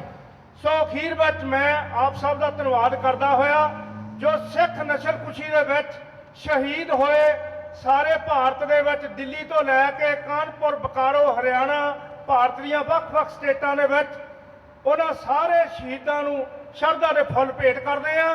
ਵੀ ਨੈਵਰ ਫੋਰਗੇਟ, ਅਸੀਂ ਕਦੇ ਵੀ ਜੋ ਸਿੱਖ ਜੈਨੋਸਾਈਡ ਆ ਉਹਨੂੰ ਸਿੱਖ ਕਦੀ ਵੀ ਭੁੱਲਣਗੇ ਨਹੀਂ।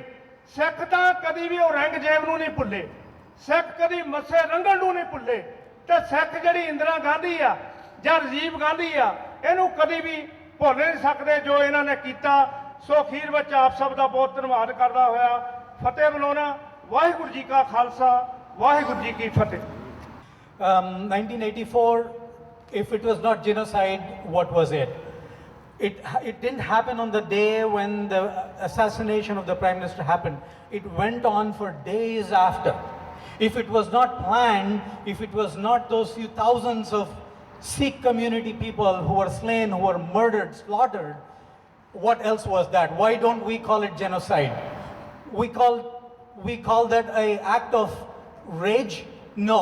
This is because people who have done this, who are behind this, or people who support this silently, don't want to acknowledge this. I, along with every one of you all, acknowledge that this was genocide. Lest we forget, this should go on until such time that this should never happen for generations and generations to come. We have seen what has happened to the Sikh community. Camp-Cola was one of the big companies there. It was burnt down. Was that all people working there only Sikh community people? There were so many non-Sikhs who were employed in there. They all lost their jobs. Did anybody think about that? A lot of people were murdered. They were murdered, slaughtered, and the government was sitting there waiting for this to happen. Why would that happen? This is a question that every one of us should ask. I urge the media around the globe, around the country, not just Sikh community, every one of us. It is our responsibility to ask every one of us who are here and who are not here, that why should this happen, why did this happen, and this should never happen again in the history, whether it is Sikh community, non-Sikh, Muslims, Hindus, Christians, whatever it is, it should never happen to any community. And I don't want to take this, we can talk for hours. My heart goes out to those people who are victims, those who are not victims, but the community or whoever it is, everybody has been hurt at that time. And my heart goes out to them and to the families, to everybody here. And I don't want to take a lot of my time. Thank you for giving me an opportunity to speak. And I hope again that this doesn't happen. Said this I want to say one last sentence. I said this before. When this happened, a lot of people were sitting. That includes the Muslim, the largest supposedly minority of 25 crores, 250 million at that time, maybe whatever, they were 180, 15 million, they were 150 million. They were sitting there with their hands, not because they didn't like it, they liked it not. It's just that, apne aap theek ho jayega, theek hai, this is not by, well, it shouldn't have, that was the wrong thing. And now the same Muslim community is suffering because what is happening was because of the very fact that they sat down, kept quiet in 1984. Had they all stood today things wouldn't have happened. Even with that, the Sikh community has been very, very kind. They have been sending, there's a langar house, they have been serving food in Shaheen Bagh, all of that. We acknowledge that. We're grateful to you, the Sikh community, for that. Hum salam karte hain. Thank you for all of that. I again don't want to take a lot of my time. Thank you for giving me time for Gurpreet ji, and we hope it doesn't happen again. Thank you. Thank you so much. Very well said. वैसे ਸਿੱਖਾਂ ਦਾ ਤਾਂ ਫਲਸਫਾ ਸਰਬੱਤ ਦੇ ਭਲੇ ਦਾ। ਸੋ ਉਸੇ ਸੋਚ ਦੇ ਅਨੁਸਾਰ IAP ਦਾ ਨਾਰਾ ਹੈ, ਇੱਕ ਤੇ ਹਮਲਾ ਸਭ ਤੇ ਹਮਲਾ। ਮੈਂ ਬੇਨਤੀ ਕਰੂੰਗਾ ਇਸ ਨਾਰੇ 'ਚ ਸਾਡਾ ਸਾਥ ਦਿਓ। ਇੱਕ ਤੇ ਹਮਲਾ ਸਭ ਤੇ ਹਮਲਾ, ਇੱਕ ਤੇ ਹਮਲਾ ਸਭ ਤੇ ਹਮਲਾ, ਇੱਕ ਤੇ ਹਮਲਾ ਸਭ ਤੇ ਹਮਲਾ, ਇੱਕ ਤੇ ਹਮਲਾ ਸਭ ਤੇ ਹਮਲਾ। ਭਾਰਤੀ ਰਾਜ ਮੁਰਦਾਬਾਦ, ਮੁਰਦਾਬਾਦ, ਮੁਰਦਾਬਾਦ। ਭਾਰਤੀ ਰਾਜ ਮੁਰਦਾਬਾਦ, ਮੁਰਦਾਬਾਦ, ਮੁਰਦਾਬਾਦ। ਪ੍ਰੀਤ ਮਨਪ੍ਰੀਤ ਸਾਡੇ ਅਗਲੇ ਬੁਲਾਰੇ ਹੋਣਗੇ, ਉਹਨਾਂ ਦੀ ਕਵਿਤਾ ਸੁਣਦੇ ਹਾਂ। ਉਸ ਤੋਂ ਬਾਅਦ ਪਰਵਿੰਦਰ ਸਵੈਦ ਜੀ ਤਿਆਰ ਰਹਿਣ, ਔਰ ਫਿਰ ਮੇਰੇ ਮੀਡੀਆ ਸਾਥੀ ਗੁਰਵਿੰਦਰ ਸਿੰਘ ਢਾਲੀਵਾਲ ਪਹੁੰਚੇ ਨੇ, ਉਹਨਾਂ ਦੇ ਵੀ ਵਿਚਾਰ ਸੁਣਨੇ ਚਾਹਾਂਗੇ। ਤਾਂ ਬਹੁਤ ਸ਼ੁਕਰੀਆ ਗੁਰਪ੍ਰੀਤ ਜੀ। ਬਹੁਤ ਗੱਲਾਂ ਹੋ ਚੁੱਕੀਆਂ, ਪਰ 84 ਦਾ ਜੋ ਕਤਲੇਆਮ ਹੈ ਸਾਡੀ ਸੋਚ ਤੇ ਸਾਡੇ ਅਹਿਸਾਸ ਤੇ ਇੱਕ ਨਸੂਰ ਬਣ ਕੇ ਹਮੇਸ਼ਾ ਸਾਨੂੰ ਦੁੱਖ ਦਿੰਦਾ ਰਹੇਗਾ। ਮੈਂ ਆਪਣੀ ਲਿਖੀ ਇੱਕ ਗਜ਼ਲ ਦੇ 2-3 ਸ਼ੇਰ ਆ, ਉਹ ਮੈਂ ਆਪਦੀ ਕਿਤਾਬ ਦੇ ਵਿੱਚ ਵੀ ਗਜ਼ਲ ਸ਼ਾਮਲ ਕੀਤੀ ਸੀ। ਉਹ ਸੀ ਕਿ ਉਹ ਮੇਰੀ ਪਿਆਸ ਦੀ ਸ਼ਿੱਦਤ ਕਿਵੇਂ ਪਹਿਚਾਣ ਸਕਦਾ ਸੀ, ਉਹ ਮੇਰੀ ਪਿਆਸ ਦੀ ਸ਼ਿੱਦਤ ਕਿਵੇਂ ਪਹਿਚਾਣ ਸਕਦਾ ਸੀ, ਕਦੋਂ ਮੈਂ ਮਰ ਗਿਆ ਪਿਆਸਾ ਨਾ ਸਰਵਰ ਜਾਣ ਸਕਦਾ ਸੀ। ਕਿਸੇ ਦਿਨ ਮੁਲਕ ਬੇਗਾਨੇ ਛਿੜੀ ਗੱਲ ਸੀ 84 ਦੀ, ਕਿਸੇ ਦਿਨ ਮੁਲਕ ਬੇਗਾਨੇ ਛਿੜੀ ਗੱਲ ਸੀ 84 ਦੀ। ਕਿਸੇ ਦਿਨ ਮੁਲਕ ਬੇਗਾਨੇ ਛਿੜੀ ਗੱਲ ਸੀ ਤਿਰੰਗੇ ਦੀ, 84 ਯਾਦ ਫਿਰ ਆਈ ਮੈਂ ਕਰ ਕੀ ਮਾਣ ਸਕਦਾ ਸੀ। ਤੇ ਇੱਕ ਸੀਗਾ ਕਿ ਉਹ ਕਰਕੇ ਕੈਦ ਜਿਸਮਾਂ ਨੂੰ ਕਤਲਗਾਹ ਤੱਕ ਤਾਂ ਲੈ ਆਇਆ, ਉਹ ਕਰਕੇ ਕੈਦ ਜਿਸਮਾਂ ਨੂੰ ਕਤਲਗਾਹ ਤੱਕ ਤਾਂ ਲੈ ਆਇਆ, ਸਾਡੀ ਸੋਚ ਦਾ ਪਰ ਕਿਸ ਤਰ੍ਹਾਂ ਕਰ ਘਾਣ ਸਕਦਾ ਸੀ। ਤੇ ਇੱਕ ਇਹਦੇ ਚੋਂ ਫਿਰ ਮੈਂ ਇੱਕ ਸ਼ੇਰ ਲਿਖਿਆ ਸੀ ਕਿ ਆਪਾਂ ਕਹਿੰਦੇ ਰਹਿੰਦੇ ਇਹ ਹੋ ਗਿਆ, ਇਹ ਹੋ ਗਿਆ, ਉਹਦਾ ਹੱਲ ਕੀ ਆ ਕਿ ਕੋਈ ਗੱਲ ਨਾ ਜੇ ਘਾਹ ਦੇ ਵਾਂਗ ਪੈਰੀ ਮਸਲਿਆ ਤੈਨੂੰ, ਕੋਈ ਗੱਲ ਨਾ ਜੇ ਘਾਹ ਦੇ ਵਾਂਗ ਪੈਰੀ ਮਸਲਿਆ ਤੈਨੂੰ, ਤੂੰ ਮੁੜ ਉੱਗਣ ਦੀ ਜਿੱਤ ਦਿਲ ਦੇ ਅੰਦਰ ਠਾਣ ਸਕਦਾ ਸੀ। ਉਹ ਮੇਰੀ ਪਿਆਸ ਦੀ ਸ਼ਿੱਦਤ ਕਿਵੇਂ ਪਹਿਚਾਣ ਸਕਦਾ ਸੀ, ਕਦੋਂ ਮੈਂ ਮਰ ਗਿਆ ਪਿਆਸਾ ਨਾ ਸਰਵਰ ਜਾਣ ਸਕਦਾ ਸੀ। ਬਹੁਤ ਥੈਂਕ ਯੂ, ਧੰਨਵਾਦ ਸਰ। ਹੁਣ ਬੇਨਤੀ ਕਰਾਂਗੇ ਪਰਵਿੰਦਰ ਕੌਰ ਸਵੈਦ ਜੀ ਨੂੰ, ਉਹਨਾਂ ਦੀ ਕਵਿਤਾ, ਉਹਨਾਂ ਦੇ ਵਿਚਾਰ ਸੁਣੀਏ, ਔਰ ਉਸ ਤੋਂ ਬਾਅਦ ਗੁਰਵਿੰਦਰ ਸਿੰਘ ਢਾਲੀਵਾਲ ਤਿਆਰ ਰਹਿਣ, ਜਿਨ੍ਹਾਂ ਤੋਂ ਉਪਰੰਤ ਮੈਂ ਬੇਨਤੀ ਕਰੂੰਗਾ ਚਰਨਜੀਤ ਸਿੰਘ ਸੁੱਜੋ, ਇੱਕ ਬੜੇ ਭਾਵਪੂਰਨ ਲੇਖਕ ਨੇ, ਬੁੱਧੀਜੀਵੀ ਨੇ, ਉਹ ਵੀ ਤਿਆਰ ਰਹਿਣ। ਅੱਜ ਸਾਨੂੰ ਇੱਥੇ ਮੇਰੇ ਖਿਆਲ 37 ਸਾਲ ਹੋ ਗਏ ਲਗਾਤਾਰ ਇਹ ਗੱਲਾਂ ਕਰਦਿਆਂ ਨੂੰ, ਪਰ ਕੀ ਕਾਰਨ ਨੇ ਕਿ ਇਹ ਅਜੇ ਗੱਲਾਂ ਅਸੀਂ ਸਿਰਫ ਕਰ ਹੀ ਰਹੇ ਹਾਂ, ਤੇ ਕਿਉਂ ਨਹੀਂ ਇਸ ਗੱਲ ਤੇ ਅਸੀਂ ਪਹੁੰਚ ਕਰ ਸਕੇ। ਉਹਦੇ ਕਾਰਨ ਇਹੀ ਨੇ ਕਿ ਜਿਹੜੀਆਂ ਗੌਰਮੈਂਟਾਂ ਨੇ ਉਹ ਸਾਨੂੰ ਕਦੇ ਇਹ ਮੁਸਲਮਾਨਾਂ ਤੇ ਹਮਲਾ ਹੈ, ਕਦੇ ਇਹ ਸਿੱਖਾਂ ਤੇ ਹਮਲਾ ਹੈ, ਕਦੇ ਸਾਡੀਆਂ ਬਾਕੀ ਮਾਈਨੋਰਟੀਜ਼ ਜਿਹੜੀਆਂ ਵੀ, ਚਾਹੇ ਇਕੱਲੇ ਉਹ ਆਦਿਵਾਸੀਆਂ ਤੇ ਹਮਲਾ ਹੈ।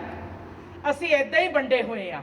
ਕਦੇ ਵੀ ਅਸੀਂ ਇਹ ਗੱਲ ਨਹੀਂ ਸੋਚ ਰਹੇ ਕਿ ਜਿੰਨਾ ਚਿਰ ਅਸੀਂ ਇਕੱਠੇ ਨਹੀਂ ਹੋਵਾਂਗੇ ਉਹਨਾਂ ਚਿਰ ਇਹ ਜਿਹੜੀਆਂ ਸਲਤਨਤਾਂ ਨੇ, ਚਾਹੇ ਉਹ ਕਾਂਗਰਸ ਹੋਵੇ ਜਾਂ ਉੱਥੇ ਹੁਣ BJP ਆ ਜਾਂ ਉਹ ਕਰ ਰਹੀ ਆ, ਜੋ ਤਸ਼ੱਦਦ ਢਾਇਆ ਜਾ ਰਿਹਾ ਉਹਨਾਂ ਦਾ, ਉਹ ਸਾਨੂੰ ਇਹੀ ਹੈ ਕਿ ਸਾਡੇ ਤੇ ਵੰਡ ਕੇ, ਸਾਨੂੰ ਇੱਕ ਦੂਜੇ ਨਾਲ ਦੂਰ ਕਰਕੇ, ਸਾਨੂੰ ਐਂ ਲੱਗਦਾ ਵੀ ਇਹ ਜਿਹੜੀ ਅੱਗ ਲੱਗੀ ਉਹ ਗੁਆਂਢੀ ਦੇ ਲੱਗੀ ਹੈ।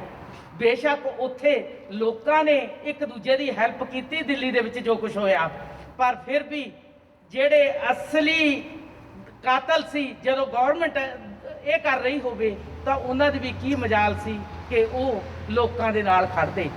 ਮੈਂ ਜਿਹੜੀ ਕਵਿਤਾ ਬੋਲਣ ਜਾ ਰਹੀ ਹਾਂ ਇਹ ਉਦੋਂ ਲਿਖੀ ਸੀ ਜਦੋਂ 25 ਸਾਲ ਹੀ ਹੋਏ ਸੀ, ਪਰ ਉਹੀ ਕਵਿਤਾ ਦੀ ਅੱਜ ਵੀ ਉਨੀ ਉਹ ਵੈਲਿਊ ਕਹਿ ਸਕਦੇ ਹਾਂ। ਮੈਂ ਹਮੇਸ਼ਾ ਇਸ ਗੱਲ ਤੇ ਗੱਲ ਕਰਦੀ ਰਹੀ ਹਾਂ, ਤਕਰੀਬਨ ਮੈਂ ਆਰਟੀਕਲ ਵੀ ਇਹਦੇ ਤੇ ਬਹੁਤ ਲਿਖੇ, ਖੋਜ ਕਰ ਕਰਕੇ ਲਿਖੇ, ਤੇ ਇੱਕ ਅਸੀਂ ਨਾਟਕ ਖੇਡਦੇ ਆ ਇੱਥੇ, ਉਹ ਵੀ ਆਪਣੇ ਵੀਰ ਜੀ ਇਹਨਾਂ ਦਾ ਗੁਰਪ੍ਰੀਤ ਨੇ ਇੱਕ ਕਹਾਣੀ ਲਿਖੀ ਸੀ, ਉਹਦੇ ਤੋਂ ਮੈਂ ਉਹ ਨਾਟਕ ਲਿਖਿਆ ਸੀ ਇੱਥੇ। ਪਿਛਲੇ ਸਾਲ ਅਸੀਂ ਉਹ ਵੀ ਖੇਡਿਆ ਸੀ, ਤੇ ਮੈਂ ਹੁਣ ਤੁਹਾਡੇ ਨਾਲ ਕਵਿਤਾ ਸਾਂਝੀ ਕਰਦੀ ਹਾਂ। ਇਹ ਉਦੋਂ ਦੀ ਗੱਲ ਆ ਜਦੋਂ ਸੱਜਣ ਕੁਮਾਰ ਜੇਲ੍ਹ ਦੇ ਵਿੱਚੋਂ ਆਉਂਦਾ, ਤੇ ਮੈਂ ਟੀਵੀ ਤੇ ਸਾਹਮਣੇ ਬੈਠ ਕੇ ਜਦੋਂ ਉਹਨੂੰ ਦੇਖਿਆ ਤਾਂ ਮਨ ਦੇ ਵਿੱਚ ਭਾਵਨਾਵਾਂ ਉੱਠੀਆਂ ਵੀ ਇਹ ਕੀ ਹੋ ਰਿਹਾ। 25 ਸਾਲਾਂ ਬਾਅਦ, ਉਹ 25 ਸਾਲ ਦੀ ਹੋਏ ਸੀ ਉਦੋਂ ਉਹਨੂੰ ਫੜਿਆ ਸੀ। ਮਾਵਾਂ ਦੀਆਂ ਅੱਖਾਂ 'ਚੋਂ ਵਗਦੀਆਂ ਘਰਾਲਾਂ ਅਜੇ ਵੀ ਜਿਉਂ ਦੀਆਂ ਤਿਉਂ ਹਨ। ਦਰਦਮੰਦਾਂ ਦੀ ਜ਼ਖਮੀ ਪੀੜ ਅਜੇ ਵੀ ਕੰਨਾਂ ਵਿੱਚ ਗੂੰਜਦੀ ਹੈ। ਅਜੇ ਵੀ ਬੱਚੇ ਸਿਰ ਤੇ ਬੰਨੀ ਪੱਗ ਦੇ ਅਰਥਾਂ ਵਿੱਚ ਗੁੰਮਸੁੰਮ ਹਨ। ਇਸ ਅੰਨੇ ਹਨੇਰੇ ਜੰਗਲ ਵਿੱਚ ਦੌਰ ਭੌਰ ਤੱਕਦੀਆਂ ਅੱਖਾਂ ਕਦੋਂ ਦੀਆਂ ਪਥਰਾ ਗਈਆਂ ਹਨ। ਅਜੇ ਵੀ ਬਜ਼ੁਰਗ ਮੌਤ ਦੀ ਵਿਸਾਖੀ ਫੜ ਅਸਮਾਨ ਵੱਲ ਦੇਖ ਕੇ ਰੱਬ ਤੋਂ ਹੀ ਦਇਆ ਦੀ ਭੀਖ ਮੰਗਦੇ ਹਨ। ਭੱਜ ਕੇ ਬਚਣ ਵਾਲੇ ਜਵਾਨ ਹੁਣ ਹੋ ਗਏ ਬੁੱਢੇ। ਅਜੇ ਵੀ ਸੁਪਨਿਆਂ ਵਿੱਚ ਠੇਡੇ ਖਾ ਖਾ ਮੂੰਹ ਪਰਨੇ ਡਿੱਗਦੇ ਹਨ। ਦੁੱਧ ਚੁੰਘਦੇ ਬੱਚੇ ਅੱਜ ਜਵਾਨੀ ਵਿੱਚ ਵੀ ਮਾਵਾਂ ਦੀਆਂ ਲੋਰੀਆਂ ਨੂੰ ਤੜਫਦੇ ਹਨ। ਜਵਾਨ ਧੀਆਂ ਦੀਆਂ ਲੁੱਟੀਆਂ ਪੁੱਟੀਆਂ ਸੱਧਰਾਂ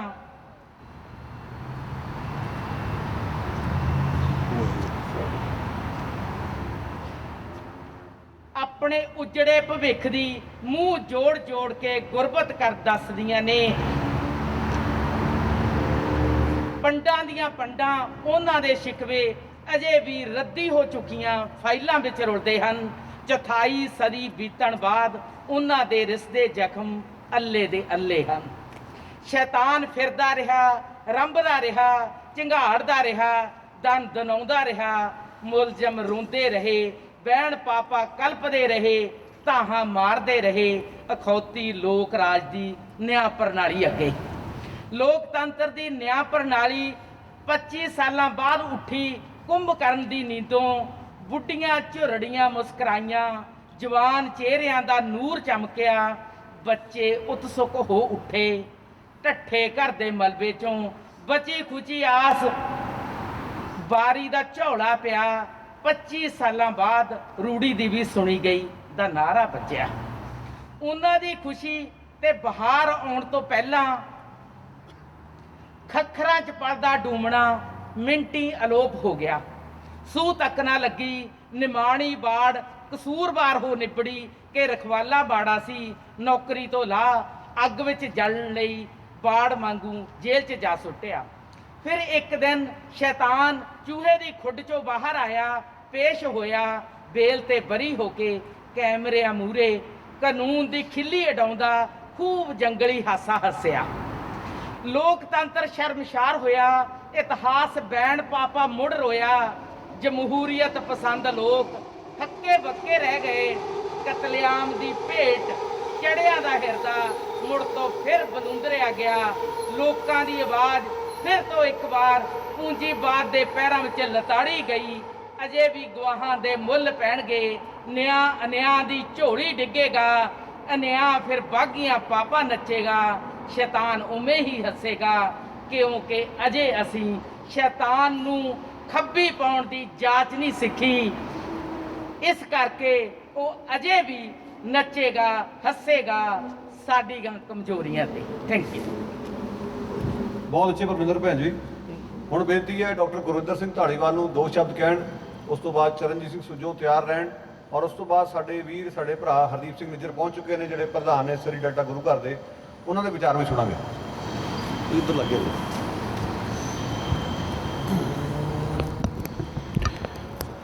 ਵਾਹਿਗੁਰੂ ਜੀ ਕਾ ਖਾਲਸਾ, ਵਾਹਿਗੁਰੂ ਜੀ ਕੀ ਫਤਿਹ। ਅੱਜ ਇੱਕ ਐਸੇ ਦੁਖਾਂਤਕ ਮੋੜ ਤੇ ਜਿਹੜੀ ਕੌਮ ਲਗਾਤਾਰ 36 ਵਰ੍ਹਿਆਂ ਤੋਂ ਉਸ ਸੰਤਾਪ ਦੇ ਵਿੱਚੋਂ ਦੀ ਗੁਜ਼ਰਦੀ ਜ਼ਖਮ ਹਟਾਉਣ ਦੀ ਪਹੁੰਚੀ ਹੈ। ਚਾਹੇ ਕੈਨੇਡਾ ਦੀ ਧਰਤੀ ਹੈ, ਚਾਹੇ ਦੁਨੀਆ ਦੇ ਕਿਸੇ ਵੀ ਖਿੱਤੇ 'ਚ ਅਸੀਂ ਮੌਜੂਦ ਹਾਂ। ਮਨੁੱਖੀ ਅਧਿਕਾਰਾਂ ਲਈ ਹਾਂ ਦਾ ਨਾਰਾ ਮਾਰਨ ਵਾਲੇ ਸਾਰੀਆਂ ਜਥੇਬੰਦੀਆਂ ਸੰਸਥਾਵਾਂ ਵੀ ਇੱਥੇ ਮੌਜੂਦ ਨੇ। ਜਦੋਂ ਅਸੀਂ ਸਿੱਖ ਜੈਨੋਸਾਈਡ, ਸਿੱਖ ਨਸਲਕੁਸ਼ੀ ਦੀ ਗੱਲ ਕਰਦੇ ਹਾਂ ਤਾਂ ਮੇਰੇ ਸਾਹਮਣੇ ਡਾਕਟਰ ਹਰੀ ਸ਼ਰਮਾ ਦਾ ਚਿਹਰਾ ਆ ਜਾਂਦਾ ਹੈ। ਡਾਕਟਰ ਹਰੀ ਸ਼ਰਮਾ ਨੇ AAA ਦਾ ਇੱਕ ਕਨਸੈਪਟ ਦਿੱਤਾ ਸੀ। ਅੰਮ੍ਰਿਤਸਰ ਤੋਂ ਅਯੁੱਧਿਆ ਤੋਂ ਅਹਿਮਦਾਬਾਦ, ਤੇ ਤਿੰਨਾਂ ਦੇ AAA ਦੇ ਵਿੱਚ ਭਾਰਤੀ ਫਾਸ਼ਿਜ਼ਮ ਦਾ ਜਿਹੜਾ ਉਹ ਕਨਸੈਪਟ ਨੰਗਾ ਹੁੰਦਾ ਹੈ, ਜਿਹੜਾ ਅਸੀਂ ਅੱਜ ਵੀ ਹੱਡੀ ਹਢਾ ਰਹੇ ਹਾਂ ਤੇ ਹੋਰ ਕੌਮਾਂ ਵੀ ਹਢਾ ਰਹੀਆਂ ਨੇ ਜਿਹੜੀਆਂ ਘੱਟ ਗਿਣਤੀਆਂ ਨੇ। ਪਰ ਦੁੱਖ ਇਸ ਗੱਲ ਦਾ ਹੈ ਕਿ ਇੰਟਰਨੈਸ਼ਨਲ ਰਾਜਨੀਤੀ ਇਸ ਨੂੰ ਕਿਵੇਂ ਲੈ ਰਹੀ ਹੈ। 9/11 ਦਾ ਸਦਮਾ ਦੁਨੀਆ ਦੇ ਵਾਸਤੇ ਬੜਾ ਵੱਡਾ ਸੀ, ਬਹੁਤ ਵੱਡਾ ਕਹਿਰ ਢਿਆ, ਜਦੋਂ ਇੱਕੋ ਹੀ ਹੱਲੇ ਦੇ ਵਿੱਚ ਇੱਕ ਗਗਨਚੁੰਬੀ ਇਮਾਰਤ ਦੇ ਵਿੱਚ ਜਿਸ ਤਰੀਕੇ ਨਾਲ 3000 ਤੋਂ ਵੱਧ ਵਿਅਕਤੀ ਜਿਉਂਦੇ ਮਾਰ ਦਿੱਤੇ ਗਏ। ਕਿਹੜਾ ਰੰਗ ਸੀ, ਕਿਹੜੀ ਨਸਲ ਸੀ, ਕੋਈ ਵੀ ਉਹਨਾਂ ਦਾ ਜਿਹੜਾ ਵਿਕਟਮ ਬਣਿਆ, ਉਹਨਾਂ ਦੇ ਨਾਲ ਸੰਸਾਰ ਨੇ ਹਮਦਰਦੀ ਦਾ ਇਜ਼ਹਾਰ ਕੀਤਾ ਤੇ ਦੁਨੀਆ ਦੀ ਇੱਕ ਬਹੁਤ ਵੱਡੀ ਇਸ ਨੂੰ ਟ੍ਰੈਜਡੀ ਕਰਾਰ ਦਿੱਤਾ। ਪਰ ਇਹ ਜੋ 1984 ਦਾ ਦੁਖਾਂਤ ਸੀ, ਕੱਲੇ ਦਿੱਲੀ ਸ਼ਹਿਰ ਦੇ ਵਿੱਚ ਹੀ, ਇੱਕੋ ਇੱਕ ਸ਼ਹਿਰ ਦੇ ਵਿੱਚ ਇਸ ਤੋਂ ਵੱਡੀ ਗਿਣਤੀ 'ਚ ਇੱਕੋ ਇੱਕ ਕੌਮ, ਸਿਰਫ ਇੱਕ ਕੌਮ ਚੁਣ ਕੇ ਉਸ ਦਾ ਸ਼ਿਕਾਰ ਖੇਡਿਆ ਗਿਆ, ਉਸ ਨੂੰ ਮਾਰਿਆ ਗਿਆ। ਕੱਲਾ ਦਿੱਲੀ ਹੀ ਨਹੀਂ, ਭਾਰਤ ਦੇ ਕੋਨੇ-ਕੋਨੇ 'ਚ ਵਾਪਰਿਆ। ਪਰ ਦੁੱਖ ਇਸ ਗੱਲ ਦਾ ਹੈ ਕਿ ਇੰਟਰਨੈਸ਼ਨਲ ਸੰਸਾਰ ਪੱਧਰ ਦੀ ਰਾਜਨੀਤੀ ਨੇ ਨਾ ਇਸ ਨੂੰ ਅਜੇ ਤੱਕ ਜੈਨੋਸਾਈਡ ਮੰਨਿਆ, ਨਾ ਇਸ ਨੂੰ ਉਸ ਦੇ ਬਰਾਬਰ ਦਾ ਦੁਖਾਂਤ ਮੰਨਿਆ। ਜਦੋਂ ਕਿ ਉੱਥੇ ਸਾਰੇ ਲੋਕ ਸਨ, ਇੱਥੇ ਇੱਕ ਵੱਡੀ ਕੌਮ ਜਿਹੜੀ ਹੈ ਉਹ ਕਿਸ ਤਰੀਕੇ ਨਾਲ ਸ਼ਿਕਾਰ ਬਣਾਈ ਗਈ। ਇੱਥੇ ਹੀ ਬਸ ਨਹੀਂ, ਸਾਡੇ ਲੇਖਕ, ਚਿੰਤਕ, ਬੁੱਧੀਜੀਵੀ, ਉਹ ਅੰਮ੍ਰਿਤਾ ਪ੍ਰੀਤਮ ਜਿਹੜੀ ਕਿ ਕਿਸੇ ਸਮੇਂ ਦੇਸ਼ ਦੀ ਵੰਡ ਵੇਲੇ ਬਹੁਤ ਵੱਡੀਆਂ ਵੱਡੀਆਂ ਗੱਲਾਂ ਕਰਦੀ ਸੀ, ਉਸ ਦੇ ਸਿਰਹਾਣੇ ਦਿੱਲੀ ਦੇ ਵਿੱਚ ਹਜ਼ਾਰਾਂ ਧੀਆਂ ਦੀ ਬੇਪੱਤੀ ਹੋਈ, ਹਜ਼ਾਰਾਂ ਲੋਕ ਮਾਰੇ ਗਏ, ਪਰ ਉਸ ਦੀ ਕਲਮ ਸੁਸਰੀ ਵਾਂਗੂ ਸੌਂ ਗਈ। ਅੱਜ ਜਿਹੜੇ ਦੇਸ਼ ਦੀ ਗੱਲ ਕਰ ਰਹੇ ਆ, ਇੱਕ ਰਾਸ਼ਟਰ ਇੱਕ ਭਾਸ਼ਾ ਦੇ, ਅੱਜ ਸਾਡੇ ਵੱਡੇ ਵੱਡੇ ਕਲਾਕਾਰ ਗੁਰਦਾਸ ਮਾਨ ਵਰਗੇ ਹੋਰ ਅਨੇਕਾਂ, ਜਿਨ੍ਹਾਂ ਨੂੰ ਅਸੀਂ ਅੱਖਾਂ ਵਿਛਾ ਕੇ ਇੱਥੇ ਵਾਰ-ਵਾਰ ਮਹਿੰਗੀਆਂ ਟਿਕਟਾਂ ਲਾ ਕੇ ਸੁਣਦੇ ਆ, ਜਾਂਦੇ ਆ। ਲਾਹਨਤ ਹੈ ਜੇਕਰ ਅੱਜ ਕੌਮ ਦੀ ਅਰਖ ਗੈਰਤ ਜਿਉਂਦੀ ਹੈ ਤਾਂ ਇਹੋ ਜਿਹੇ ਵਿਅਕਤੀਆਂ ਨੂੰ, ਇਹੋ ਜਿਹੇ ਲੇਖਕਾਂ ਨੂੰ, ਇਹੋ ਜਿਹੇ ਸਲਤਨਤਾਂ, ਸਿਆਸਤਾਂ ਵਾਲਿਆਂ ਨੂੰ ਤੁਸੀਂ ਇਉਂ ਤੇ ਕਰੋ ਕਿ ਉਹਨਾਂ ਨੂੰ ਇਸ ਗੱਲ ਦਾ ਅਹਿਸਾਸ ਹੋਵੇ ਕਿ ਕੌਮ ਦੀ ਅਣਖ ਜਿਉਂਦੀ ਹੈ।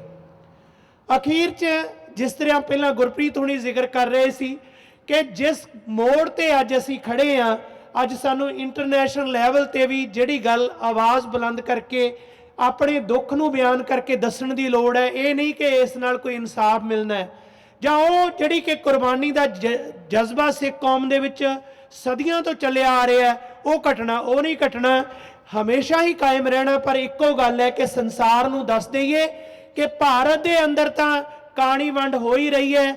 ਅੱਜ ਦੁਨੀਆ ਦੇ ਸੰਸਾਰ ਪੱਧਰ ਦੇ ਜਿਹੜੇ ਦੇਸ਼ਾਂ ਦੇ ਵਿੱਚ ਵੀ ਇਹੀ ਦੇਖਿਆ ਜਾਂਦਾ ਹੈ ਕਿ ਜਿਹਦੇ ਕੋਲੇ ਸੱਤਾ, ਜਿਹੜਾ ਮੁਲਕ ਤਾਕਤਵਰ ਹੈ, ਜਿਸ ਦੇ ਕੋਲ ਆਪਣੀ ਸਮਰੱਥਾ ਹੈ, ਉਸੇ ਦੀ ਗੱਲ ਸੁਣੀ ਜਾਂਦੀ ਹੈ। ਸੋ ਅੱਜ ਇੱਥੇ ਅਸੀਂ ਇਕੱਠੇ ਹੋ ਕੇ ਇਸੇ ਲਈ ਆਪਣੇ ਮਨ ਮਸਤਕ ਦੇ ਵਿੱਚ ਇੱਕ ਜੋਤ ਜਗਦੀ ਰੱਖੀਏ, ਜਿਵੇਂ ਇਹ ਕੈਂਡਲ ਲਾਈਟ ਵਿਜਲ ਨੇ, ਸਾਡੇ ਅੰਦਰ ਵੀ ਇੱਕ ਜੋਤ ਜਗਦੀ ਰਹੇ ਕਿ ਉਹਨਾਂ ਰੂਹਾਂ ਦੇ ਲਈ ਹਮੇਸ਼ਾ ਲੜਨਾ ਤੇ ਹੱਕ ਸੱਚ ਇਨਸਾਫ ਲਈ ਕੱਢਣਾ ਹਮੇਸ਼ਾ ਹੀ ਵਾਜਬ ਹੈ। ਲੋਕਾਂ ਦੀ ਭੀੜ ਬਣੀ ਬਾਹਰ, ਤੂੰ ਅੰਦਰ ਛੁਪ ਕੇ ਬੈਠਾ ਹੈ, ਫੜ ਤੇਗ ਬਚਾ ਮਜ਼ਲੂਮਾਂ ਨੂੰ, ਦੜ ਵੱਟ ਕੇ ਸੌਣਾ ਠੀਕ ਨਹੀਂ, ਜਦ ਜ਼ੁਲਮ ਸਿਤਮ ਦੀ ਅੱਤ ਹੋਵੇ, ਜਦ ਚਾਰਾ ਕੋਈ ਚੱਲੇ ਨਾ, ਤਦ ਸੀਸ ਕਟਾਉਣਾ ਚੰਗਾ ਹੈ, ਪਰ ਸੀਸ ਝੁਕਾਉਣਾ ਠੀਕ ਨਹੀਂ, ਸੀਸ ਝੁਕਾਉਣਾ ਠੀਕ ਨਹੀਂ। ਵਾਹਿਗੁਰੂ ਜੀ ਕਾ ਖਾਲਸਾ, ਵਾਹਿਗੁਰੂ ਜੀ ਕੀ ਫਤਿਹ। ਉਹਨਾਂ ਦਾ ਫਰਜ਼ ਨਹੀਂ ਸੀ ਬਣਦਾ ਕਿ ਉਹ ਵੀ ਇਹੋ ਜਿਹੇ ਪ੍ਰੋਗਰਾਮਾਂ ਵਿੱਚ ਆਉਣ, ਭਾਰਤੀ ਰਾਜ ਦਾ ਚਿਹਰਾ ਨੰਗਾ ਕਰਨ, ਪਰ ਨਹੀਂ, ਉਹਨਾਂ ਦੇ ਟੁਕੜ ਬੋਝ ਬਣੇ ਹੋਏ ਆ। ਜਿਹੜੇ ਗੁਰੂ ਘਰਾਂ ਨੂੰ ਗਦਰੀਆਂ ਨੇ ਸਥਾਪਿਤ ਕੀਤਾ, ਉਸੇ ਮੋਦੀ ਵਰਗੇ ਜਰਵਾਣੇ ਦਾ ਸਵਾਗਤ ਹੁੰਦਾ ਹੈ। ਪਹਿਲਾਂ ਇੰਦਰਾ ਗਾਂਧੀ ਦਾ ਵੀ ਸਵਾਗਤ ਹੋਇਆ ਸੀ, ਔਰ ਇਹ ਮੌਜੂਦਾ ਸਰਕਾਰ ਦੇ ਸੂਈਏ ਬਣੇ ਹੋਏ ਆ। ਅਫਸੋਸ ਦੀ ਗੱਲ ਇਹ ਆ ਗੱਲਾਂ ਕਹਿਣ ਲਈ ਸਾਡੇ ਵਰਗੇ ਨੂੰ ਵੀ ਖਾਲਿਸਤਾਨੀ ਕਹਿਣ ਲੱਗ ਪਏ ਆ। ਆਖਿਆ ਜੀ ਗੁਰਪ੍ਰੀਤ ਵੀ ਹੁਣ ਖਾਲਿਸਤਾਨੀ ਹੈ। ਮੈਂ ਆਪਣੇ ਨਿੱਜੀ ਵਿਚਾਰ ਦੇਣ ਲੱਗਾ, ਨਿੱਜੀ ਵਿਚਾਰ, ਉਹ ਤੁਹਾਡੇ ਵਰਗੇ ਸਰਕਾਰੀ ਟਾਊਟ ਕਹਾਉਣ ਨਾਲੋਂ ਮੈਂ ਖਾਲਿਸਤਾਨੀ ਚੰਗਾ ਹਾਂ। ਬੇਨਤੀ ਹੈ ਕਿ ਚਰਨਜੀਤ ਸਿੰਘ ਸੁਜੋ ਨੂੰ ਵੀ ਗੱਲ ਸੁਣਦੇ ਆ, ਉਸ ਤੋਂ ਬਾਅਦ ਹਰਦੀਪ ਸਿੰਘ ਨਿੱਜਰ ਜੀ ਆਪਣੇ ਵਿਚਾਰ ਲੈ ਕੇ ਤਿਆਰ ਰਹਿਣ।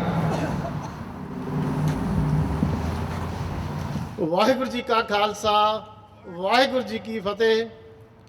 ਅੱਜ ਅਸੀਂ ਸਾਰੇ 1984 ਵਿੱਚ ਜੋ ਸਿੱਖਾਂ ਦਾ ਕਤਲੇਆਮ ਭਾਰਤੀ ਸਟੇਟ ਵੱਲੋਂ ਕੀਤਾ ਗਿਆ, ਉਸ ਦੇ ਸੰਬੰਧ ਵਿੱਚ ਜਿੰਨੇ ਵੀ ਵੀਰ ਭੈਣਾਂ ਬਜ਼ੁਰਗ ਇੱਥੇ ਪਹੁੰਚੇ ਹਨ, ਉਹਨਾਂ ਦਾ ਰੋਮ ਰੋਮ ਕਰਕੇ ਧੰਨਵਾਦ ਕਰਦੇ ਹਾਂ। ਸੋ ਅਸੀਂ ਇਹ ਨਹੀਂ ਕਹਿ ਸਕਦੇ ਕਿ ਸਾਡਾ ਕਤਲੇਆਮ ਸਿਰਫ 1984 ਵਿੱਚ ਹੀ ਹੋਇਆ ਹੈ। ਸੋ ਅੱਜ ਵੀ ਸਾਡਾ ਜਿਹੜਾ ਕਤਲੇਆਮ ਉਹ ਕਿਸੇ ਨਾ ਕਿਸੇ ਰੂਪ ਵਿੱਚ ਲਗਾਤਾਰ ਚੱਲਦਾ ਆ ਰਿਹਾ ਹੈ। ਸੋ 1984 ਵਿੱਚ ਜਿਹੜਾ ਸਿੱਖਾਂ ਦਾ ਕਤਲੇਆਮ ਹੋਇਆ ਹੈ ਔਰ ਗੁਜਰਾਤ ਵਿੱਚ ਮੁਸਲਮਾਨਾਂ ਦਾ ਕਤਲੇਆਮ ਹੋਇਆ ਹੈ ਔਰ ਉੜੀਸਾ ਵਿੱਚ ਹਿੰਦੂ ਭੀੜਾਂ ਵੱਲੋਂ ਕਤਲੇਆਮ ਕੀਤਾ ਗਿਆ ਹੈ, ਉਸ ਗੱਲ ਨੇ ਇੱਕ ਗੱਲ ਸਾਬਤ ਕਰ ਦਿੱਤੀ ਹੈ ਕਿ ਹਿੰਦੂ ਭੀੜਾਂ 'ਤੇ ਕੋਈ ਵੀ ਕਾਨੂੰਨ ਲਾਗੂ ਨਹੀਂ ਹੁੰਦਾ। ਤਾਂ ਅੱਜ ਵੀ ਜੋ ਕੁਝ ਘੱਟ ਗਿਣਤੀਆਂ ਨਾਲ ਹੋ ਰਿਹਾ ਹੈ ਉਸ ਤੋਂ ਸਾਬਤ ਹੁੰਦਾ ਹੈ ਕਿ ਹਿੰਦੂ ਭੀੜਾਂ ਦੇ ਅੱਗੇ ਭਾਰਤੀ ਲੋਕਤੰਤਰ, ਭਾਰਤੀ ਰਾਜਤੰਤਰ ਜਿਹੜਾ ਬੇਬਸ ਹੋਇਆ ਪਿਆ ਹੈ। ਸੋ ਅੱਜ ਸਿੱਖਾਂ ਦਾ ਕਤਲੇਆਮ ਹੋਣ ਤੋਂ ਬਾਅਦ ਵੀ ਜਿਹੜੇ ਲੋਕ ਇਹ ਕਹਿ ਰਹੇ ਹਨ ਕਿ ਹੁਣ 84 ਭੁੱਲ ਜਾਣਾ, ਔਰ ਅਸੀਂ ਉਹਨਾਂ ਨੂੰ ਦੱਸਣਾ ਚਾਹੁੰਦੇ ਹਾਂ ਔਰ ਪੁੱਛਣਾ ਚਾਹੁੰਦੇ ਹਾਂ ਕਿ ਜੋ ਕੁਝ ਸਿੱਖਾਂ ਨਾਲ ਹੋਇਆ, ਜੇਕਰ ਉਹੀ ਕੁਝ ਕੋਈ ਵੀ ਕੌਮ, ਕਿਉਂ ਸਿੱਖ ਤਾਂ ਕੋਈ ਵੀ ਬਦਲਾ ਨਹੀਂ ਲੈਂਦੇ, ਉਹ ਇਨਸਾਫ ਕਰਦੇ ਆ, ਜੇਕਰ ਕਿਸੇ ਵੀ ਉਸ ਹਿੰਦੂ ਧਰਮ ਨਾਲ ਕੋਈ ਹੋਰ ਕੌਮ ਉਹਨਾਂ ਦੀਆਂ ਧੀਆਂ ਭੈਣਾਂ ਨਾਲ ਬਲਾਤਕਾਰ ਕਰਨ ਔਰ ਉਹਨਾਂ ਦੇ ਮੰਦਰ ਢਾਣ ਔਰ ਉਹਨਾਂ ਦੇ ਮਾਸੂਮਾਂ ਬੱਚਿਆਂ ਦਾ ਕਤਲੇਆਮ ਕਰਨ, ਤਾਂ ਸਾਨੂੰ ਉਹ ਦੱਸਣ ਕਿ ਉਹ ਕੀ ਕਰਨਗੇ। ਉਹ ਅਦਾਲਤਾਂ 'ਚ ਜਾਣਗੇ, ਉਹ ਚੁੱਪ ਕਰਕੇ ਬੈਠਣਗੇ ਜਾਂ ਉਹ ਬਦਲਾ ਲੈਣਗੇ। ਇਹ ਅਸੀਂ ਨਹੀਂ ਕਹਿ ਰਹੇ, ਉਹ ਸਾਨੂੰ ਜਵਾਬ ਦੇਣ ਕਿ ਉਹ ਕੀ ਕਰਨਗੇ। ਸੋ ਜੋ ਕੁਝ ਵੀ ਮਾਸੂਮ ਬੱਚਿਆਂ ਨਾਲ ਔਰ ਸਾਡੀਆਂ ਧੀਆਂ ਭੈਣਾਂ ਨਾਲ ਦਿੱਲੀ ਦੇ ਵਿੱਚ ਕਤਲੇਆਮ ਹੋਇਆ, ਉਹ ਕਦੀ ਵੀ ਬਰਦਾਸ਼ਤ ਨਹੀਂ ਕੀਤਾ ਜਾ ਸਕਦਾ। ਜਿਹੜੇ ਅੱਜ ਕਹਿ ਰਹੇ ਹਨ ਜਾਣੇ ਵਿੱਚ ਕਿ ਹਿੰਦੂ ਸਿੱਖ ਏਕਤਾ ਦਾ ਨਾਅਰਾ ਲਾ ਰਹੇ ਹਨ ਔਰ ਹਿੰਦੂ ਸਿੱਖ ਏਕਤਾ ਦਾ ਨਾਅਰਾ ਲਾ ਕੇ ਸਾਨੂੰ ਲਗਾਤਾਰ ਠੱਗਿਆ ਜਾ ਰਿਹਾ ਹੈ। ਦੇਖੋ, ਏਕਤਾ ਕਰਨੀ ਕੋਈ ਮਾੜੀ ਗੱਲ ਨਹੀਂ ਹੁੰਦੀ। ਏਕਤਾ ਜਿਹੜੀ ਆ ਇੱਕ ਇੱਜ਼ਤਾਂ ਦੀ ਸਾਂਝ ਹੁੰਦੀ ਆ। ਜਿਨ੍ਹਾਂ ਨੇ ਸਾਡੀ ਇੱਜ਼ਤ ਨਹੀਂ ਰੱਖੀ, ਜਿਨ੍ਹਾਂ ਨੇ ਸਾਡੇ ਬਜ਼ੁਰਗਾਂ ਨੂੰ ਭਰਾਵਾਂ ਨੂੰ ਗਲਾਂ 'ਚ ਟਾਇਰ ਪਾ ਕੇ ਸਾੜ ਦਿੱਤਾ, ਜਿਨ੍ਹਾਂ ਨੇ ਸਾਡੀਆਂ ਧੀਆਂ ਭੈਣਾਂ ਨੂੰ ਬੇਪਤ ਕਰ ਦਿੱਤਾ, ਦੱਸੋ ਉਹਨਾਂ ਨਾਲ ਸਾਡੀ ਏਕਤਾ ਹੋ ਸਕਦੀ ਆ? ਜੇਕਰ ਅੱਜ ਉਹਨਾਂ ਹਿੰਦੂਆਂ ਨੂੰ ਜਿਨ੍ਹਾਂ ਦੀਆਂ ਧੀਆਂ ਭੈਣਾਂ ਨੂੰ ਗਜਨੀ ਦੇ ਬਾਜ਼ਾਰਾਂ ਵਿੱਚ ਮੁਗਲ ਚੱਕ ਕੇ ਲਿਜਾਂਦੇ ਰਹੇ, ਜੇਕਰ ਉਹਨਾਂ ਨੂੰ ਕਹੋ ਕਿ ਤੁਹਾਡੀ ਅੱਜ ਮੁਗਲਾਂ ਨਾਲ ਏਕਤਾ ਦੀ ਸਾਂਝ ਹੋ ਜਾਊਗੀ, ਦੱਸੋ ਇਹ ਹੋ ਸਕਦੀ ਹੈ? ਕਦੇ ਵੀ ਨਹੀਂ। ਸੋ ਮੈਂ ਇੰਨਾ ਕੁਝ ਕਹਿੰਦਾ ਹੋਇਆ ਖਿਮਾ ਦਾ ਜਾਚਕ ਹਾਂ ਔਰ ਮੈਨੂੰ ਖੁਸ਼ੀ ਹੈ ਕਿ ਜਿੰਨੇ ਵੀ ਸਾਡੇ ਵੀਰ ਭੈਣਾਂ ਭਰਾ ਇੱਥੇ ਪਹੁੰਚੇ ਹਨ ਕਿ ਉਹਨਾਂ ਦੇ ਦਿਲਾਂ ਵਿੱਚ ਇੱਕ ਦਰਦ ਹੈ, ਇੱਕ ਤਾਂਘ ਹੈ ਕਿ ਅਸੀਂ ਦੇਖੋ, ਸਾਡਾ ਦੁਸ਼ਮਣ ਜਿਹੜਾ ਉਹ ਘੱਟ ਗਿਣਤੀਆਂ ਪ੍ਰਤੀ ਬਿਲਕੁਲ ਸਪਸ਼ਟ ਹੈ, ਪਰ ਅਸੀਂ ਉਸ ਸਿਸਟਮ ਔਰ ਭਾਰਤ ਸਰਕਾਰ ਸਟੇਟ ਪ੍ਰਤੀ ਆਪਾਂ ਬਿਲਕੁਲ ਸਪਸ਼ਟ ਨਹੀਂ ਹੈ, ਜਿਹਦੇ ਕਰਕੇ ਅਸੀਂ ਉਹਨਾਂ ਕੋਲੋਂ ਹੀ ਕਿਉਂਕਿ ਉਹ ਸਾਨੂੰ ਦੁਸ਼ਮਣ ਮੰਨ ਰਿਹਾ ਹੈ ਘੱਟ ਗਿਣਤੀਆਂ ਨੂੰ, ਪਰ ਅਸੀਂ ਫਿਰ ਵੀ ਉਹਨਾਂ ਕੋਲੋਂ ਇੱਕ ਤਰਸ ਦੀ ਉਮੀਦ ਰੱਖ ਰਹੇ ਹਾਂ, ਇੱਕ ਇਨਸਾਫ ਦੀ ਉਮੀਦ ਰੱਖ ਰਹੇ ਹਾਂ, ਜਦ ਕਿ ਸਾਨੂੰ ਵੀ ਸਪਸ਼ਟ ਭਾਰਤ ਸਟੇਟ ਵਾਂਗੂ ਹੋਣਾ ਪਵੇਗਾ। ਸੋ ਇੰਨਾ ਕੁਝ ਕਹਿੰਦਾ ਹੋਇਆ ਮੈਂ ਖਿਮਾ ਦਾ ਜਾਚਕ ਹਾਂ। ਵਾਹਿਗੁਰੂ ਜੀ ਕਾ ਖਾਲਸਾ, ਵਾਹਿਗੁਰੂ ਜੀ ਕੀ ਫਤਿਹ। ਹਰਦੀਪ ਸਿੰਘ ਜੀ ਨਿੱਜਰ ਜਿਹੜੇ ਸਰੀ ਡਾਟਾ ਗੁਰੂ ਘਰ ਦੇ ਪ੍ਰਧਾਨ ਨੇ, ਸਾਡੇ ਅਗਲੇ ਬੁਲਾਰੇ ਨੇ। ਉਸ ਤੋਂ ਬਾਅਦ ਗੁਰਮੁਖ ਸਿੰਘ ਦਿਓਲ ਜੀ ਦੇ ਵਿਚਾਰ ਸੁਣਾਂਗੇ। ਵਾਹਿਗੁਰੂ ਜੀ ਕਾ ਖਾਲਸਾ, ਵਾਹਿਗੁਰੂ ਜੀ ਕੀ ਫਤਿਹ। ਅੱਜ ਤੁਸੀਂ ਉਸ ਦਰਦ ਨੂੰ ਲੈ ਕੇ ਆਏ ਜਿਹੜਾ 1984 ਦੇ ਵਿੱਚ ਨਵੰਬਰ ਦੇ ਵਿੱਚ 1 ਨਵੰਬਰ ਤੋਂ ਲੈ ਕੇ 5 ਨਵੰਬਰ ਤੱਕ ਜੋ ਸਮੇਂ ਦੀ ਰਾਸ਼ਟਰਵਾਦੀ ਸਰਕਾਰ ਨੇ ਤਾਂਡਵ ਨਾਚ ਨੱਚਿਆ। ਤੁਹਾਡਾ ਗੁਰੂ ਕੇ ਪਿਆਰਿਆਂ ਦਾ ਸਮੂਹ ਵੀਰਾਂ ਭੈਣਾਂ ਦਾ ਧੰਨਵਾਦ। ਸਾਨੂੰ ਇਹ ਤੋਂ ਵੀ ਵੱਡੇ ਇਕੱਠ ਕੈਂਡਲ ਲਾਈਟ ਵਿਜ਼ਨ ਕਰਨ ਦੀ ਲੋੜ ਹੈ। ਜਿਹੜੀਆਂ ਸਮੇਂ ਦੀਆਂ ਹਕੂਮਤਾਂ ਹੁੰਦੀਆਂ ਉਹਨਾਂ ਨੇ ਕੋਈ ਦਸਤਾਰਧਾਰੀ ਨਹੀਂ ਬਖਸ਼ਿਆ, ਹੱਥ ਦੇ ਵਿੱਚ ਕੜਾ ਪਾਇਆ, ਚਾਹੇ ਕਲੀਨ ਸੇਵਨ ਮੇਰਾ ਵੀਰ ਭੈਣ ਸੀ, ਚਾਹੇ ਸਿੰਘ ਸੀ, ਉਹਨਾਂ ਨੇ ਕੋਈ ਨਹੀਂ ਬਖਸ਼ਿਆ। ਸਾਡੀਆਂ ਭੈਣਾਂ ਦੀ ਦਿਨ ਦਿਹਾੜੇ ਬੇਪਤੀ ਉਹਨਾਂ ਨਾਲ ਗੈਂਗ ਰੇਪ ਕੀਤਾ ਗਿਆ, ਨਾਲ ਸਾਡਾ ਸਾਜੋ ਸਮਾਨ ਲੁੱਟਿਆ ਪੁੱਟਿਆ ਗਿਆ। ਅੱਜ 36-37 ਸਾਲ ਹੋ ਗਏ ਉੱਥੇ ਦੀਆਂ ਕਾਨੂੰਨ ਦੀਆਂ ਗਤੀਵਿਧੀਆਂ ਦੇ ਵਿੱਚ ਸਿੱਖਾਂ ਨੂੰ ਘੁੰਮਣ ਘੇਰੀ ਦੇ ਵਿੱਚ ਸਾਨੂੰ ਉੱਥੇ ਦੀ ਜਿਹੜੀ ਸਰਕਾਰਾਂ ਆ ਉਹਨੇ ਉਲਝਾਇਆ ਹੋਇਆ। ਜਗਦੀਸ਼ ਟਾਈਟਲ ਵਰਗੇ ਕਾਤਲ ਅੱਜ ਵੀ ਤੁਰੇ ਫਿਰਦੇ, ਸੱਜਣ ਕੁਮਾਰ ਵਰਗੇ ਜਾਂ ਹੋਰ ਅਨੇਕਾਂ, ਉਹਨਾਂ ਨੂੰ ਕੋਈ ਸਜ਼ਾਵਾ ਨਹੀਂ। ਸਿੱਖਾਂ ਦੇ ਕੋਲੋਂ, ਸਿੱਖਾਂ ਦੇ ਨੌਜਵਾਨਾਂ ਦੇ ਕੋਲੋਂ ਕੋਈ ਕਿਤਾਬ ਫੜੀ ਜਾਵੇ ਸਿੱਖ ਇਤਿਹਾਸ ਦੀ, ਉਹਨਾਂ ਤੇ ਜੂਏ ਪੀਏ ਟਾਂਡੇ ਪੋਟੇ ਦੇਸ਼ ਧਰੋਈ। ਜੇ ਕੋਈ ਖਾਲਸਤਾਨ ਦਾ ਨਾਰਾ ਮਾਰ ਦੇਵੇ ਉਹਦੇ ਤੇ ਜੂਏ ਪੀਏ ਟਾਂਡੇ ਪੋਟੇ ਲਾ ਕੇ ਜੇਲ੍ਹਾਂ ਦੇ ਵਿੱਚ ਸੁੱਟ ਦਿੱਤਾ ਜਾਂਦਾ। ਖਾਲਸਾ ਜੀ ਵੀਰੋ ਭੈਣੋ, ਸਾਨੂੰ ਵਿਚਾਰਨਾ ਪਵੇਗਾ ਜਿਹੜੀਆਂ ਸਮੇਂ ਦੀਆਂ ਹਕੂਮਤਾਂ 1100 ਸਾਲ ਗੁਲਾਮ ਰਿਹਾ, ਉੱਥੇ ਦਾ ਰਾਸ਼ਟਰਵਾਦੀ ਹਿੰਦੂ ਉਹ ਸਿੱਖਾਂ ਤੇ ਘੱਟ ਗਿਣਤੀਆਂ ਨੂੰ ਕੁਚਲਣਾ ਚਾਹੁੰਦਾ। ਅਸੀਂ ਉਹਦੀ ਹਾਰ ਨੀਤੀ ਨੂੰ ਸਮਝ ਨਾ ਸਕੇ। ਅੱਜ ਵੀ ਸਾਡੇ ਤੇ ਸਿੱਖਾਂ ਤੇ ਘੱਟ ਗਿਣਤੀਆਂ ਤੇ, ਚਾਹੇ ਮੁਸਲਮਾਨ ਭਾਈਚਾਰਾ ਹੋਵੇ, ਚਾਹੇ ਈਸਾਈ ਹੋਵੇ, ਚਾਹੇ ਸਾਡੇ ਦਲਿਤ ਭਾਈਚਾਰਾ ਹੋਵੇ, ਉਹਨਾਂ ਦਾ ਵੀ, ਭਗਤ ਰਵਿਦਾਸ ਜੀ ਦਾ ਵੀ ਗੁਰੂ ਘਰ ਢਾਇਆ ਗਿਆ। 370 ਧਾਰਾ ਕਸ਼ਮੀਰ ਦੇ ਵਿੱਚ ਲਾਈ। ਸਿੱਖਾਂ ਦੇ ਅਕਾਲ ਤਖਤ ਨੂੰ ਵੀ ਢਾਹ ਕੇ ਉੱਥੇ ਦੀ ਪੰਡਤਾਣੀ ਨੇ ਸਿੱਖਾਂ ਨੂੰ ਦੱਸਿਆ, ਤੁਹਾਨੂੰ ਮੈਂ ਆਪਣੀ ਥੱਲੇ ਰੱਖਣਾ ਚਾਹੁੰਦੀ ਆ, ਪਰ ਸਿੱਖਾਂ ਦੇ ਸੂਰਮਿਆਂ ਨੇ, ਜਾਂਬਾਜ਼ਾਂ ਨੇ ਸੁੱਖਾ ਸਿੰਘ ਤੇ ਮਹਤਾਬ ਸਿੰਘ ਬਣ ਕੇ ਉਹਨੂੰ 21 ਦੇ 41 ਪਾ ਕੇ 153 ਦਿਨਾਂ ਦੇ ਵਿੱਚ ਉਹਦੀ ਧੁਰ ਦੀ ਟਿਕਟ ਕੱਟੀ। ਖਾਲਸਾ ਜੀ, ਖਾਲਸਾ ਵਿਆਜ ਨਹੀਂ ਰੱਖਦਾ। ਚਾਹੇ ਮੁਗਲਿਆ ਹਕੂਮਤ ਹੋਵੇ, ਚਾਹੇ ਰਾਸ਼ਟਰਵਾਦੀ ਹਕੂਮਤ ਹੋਵੇ, ਕੋਈ ਵੀ ਹਕੂਮਤਾਂ ਹੋਣ, ਪਰ ਸਿੱਖ ਜਿੱਥੇ ਸਾਡੇ ਗੁਰੂ ਪਾਤਸ਼ਾਹ ਨੇ ਸਾਨੂੰ ਦੱਸਿਆ, ਗੁਰੂ ਤੇਗ ਬਹਾਦਰ ਪਾਤਸ਼ਾਹ ਜੀ ਨੇ ਆਪਣਾ ਬਲੀਦਾਨ ਦੇ ਕੇ ਚਾਂਦਨੀ ਚੌਂਕ ਦੇ ਵਿੱਚ ਇਸ ਹਿੰਦੂ ਧਰਮ ਨੂੰ ਬਚਾਇਆ, ਪਰ ਅੱਜ ਹਿੰਦੂ ਧਰਮ ਨੇ ਸਾਡੀਆਂ ਬੱਚੀਆਂ ਦਾ ਰੇਪ ਕੀਤਾ। ਅੱਜ ਵੀ ਉਸ ਦੇਸ਼ ਵਿੱਚ ਹੋ ਰਿਹਾ। ਸਾਡੇ ਗੁਰੂ ਗ੍ਰੰਥ ਸਾਹਿਬ ਜੀ ਦੀ ਨਿੱਤ ਦਿਹਾੜੇ ਬੇਅਦਬੀ। ਇੰਨਾ ਚਿਰ ਖਾਲਸਾ ਜੀ ਆਪਾਂ ਸਹਾਰਾਂਗੇ, ਇੱਕ ਦਿਨ ਤਾਂ ਸਾਨੂੰ ਆਜ਼ਾਦ ਹੋਣਾ ਪਵੇਗਾ। ਜੇ ਅਸੀਂ ਅਜੇ ਵੀ ਨਾ ਉੱਠੇ, ਸਾਡੇ ਤੇ ਕਾਲੇ ਕਾਨੂੰਨ ਲਾਤੇ, ਸਾਡੇ ਤੇ ਆਰਡੀਨੈਂਸ ਲਾ ਕੇ ਸਾਡੀਆਂ ਜ਼ਮੀਨਾਂ, ਮਾਤ ਭੂਮੀਆਂ ਮੋਦੀ ਆਰਐਸਐਸ ਨੇ ਸਾਨੂੰ ਖਤਮ ਕਰਨ ਦੇ ਲਈ ਸਾਡੀ ਐਜੂਕੇਸ਼ਨ ਯੂਨੀਵਰਸਿਟੀ ਨੂੰ ਵੀ ਖਤਮ ਕਰਨ ਲਈ ਤਹਈਆ ਕਰ ਲਿਆ ਹੈ। ਆਓ ਆਪਾਂ ਰਲ ਕੇ ਕਿਸੇ ਦੇ ਵਿਚਾਰ ਪੰਜਾਬ ਆਜ਼ਾਦ ਕਰਾਉਣ ਦੇ ਹੋਣ, ਕਿਸੇ ਦੇ ਵਿਚਾਰ ਹੋਣ ਰਾਜ ਕਰੇਗਾ ਖਾਲਸੇ ਦੇ ਜੀ ਦੇ, ਕਿਸੇ ਦੇ ਮੇਰੇ ਵਰਗੇ ਦੇ ਵਿਚਾਰ ਹੋਣ ਖਾਲਸਤਾਨ ਦੇ। ਆਓ ਰਲ ਮਿਲ ਕੇ ਆਪਾਂ ਉਹਨਾਂ ਦੇ ਚੁਗਲ ਵਿੱਚੋਂ ਪੰਜਾਬ ਨੂੰ ਆਜ਼ਾਦ ਕਰਾਈਏ, ਇੱਕ ਵਧੀਆ ਦੇਸ਼ ਬਣਾਈਏ ਜਿੱਦਾਂ ਬਾਬਾ ਬੰਦਾ ਸਿੰਘ ਜੀ ਬਹਾਦਰ ਤੇ ਮਹਾਰਾਜਾ ਰਣਜੀਤ ਸਿੰਘ ਦਾ ਹਲੀਮੀ ਰਾਜ ਸੀ। ਉਸ ਰਾਹਾਂ ਤੇ ਚੱਲ ਕੇ ਤੇ ਆਪਾਂ ਆਪਣੀ ਸਫਲਤਾ ਹਾਸਲ ਕਰੀਏ। ਤੁਹਾਡਾ ਧੰਨਵਾਦ।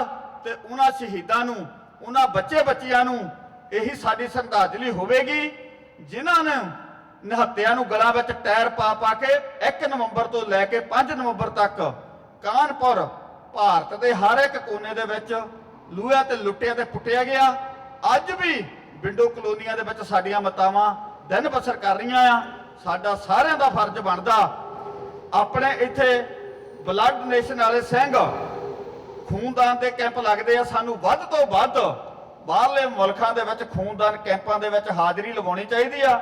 ਸਾਡਾ ਫਰਜ਼ ਬਣਦਾ ਇਹ ਸਮਾਂ ਬਲਦੀ ਰਹੇ, ਪਤੰਗੇ ਆਉਂਦੇ ਜਾਂਦੇ ਰਹਿਣਗੇ। ਵਾਹਿਗੁਰੂ ਜੀ ਕਾ ਖਾਲਸਾ, ਵਾਹਿਗੁਰੂ ਜੀ ਕੀ ਫਤਿਹ। ਬਹੁਤ ਸ਼ੁਕਰੀਆ ਹਰਦੀਪ ਸਿੰਘ ਜੀ।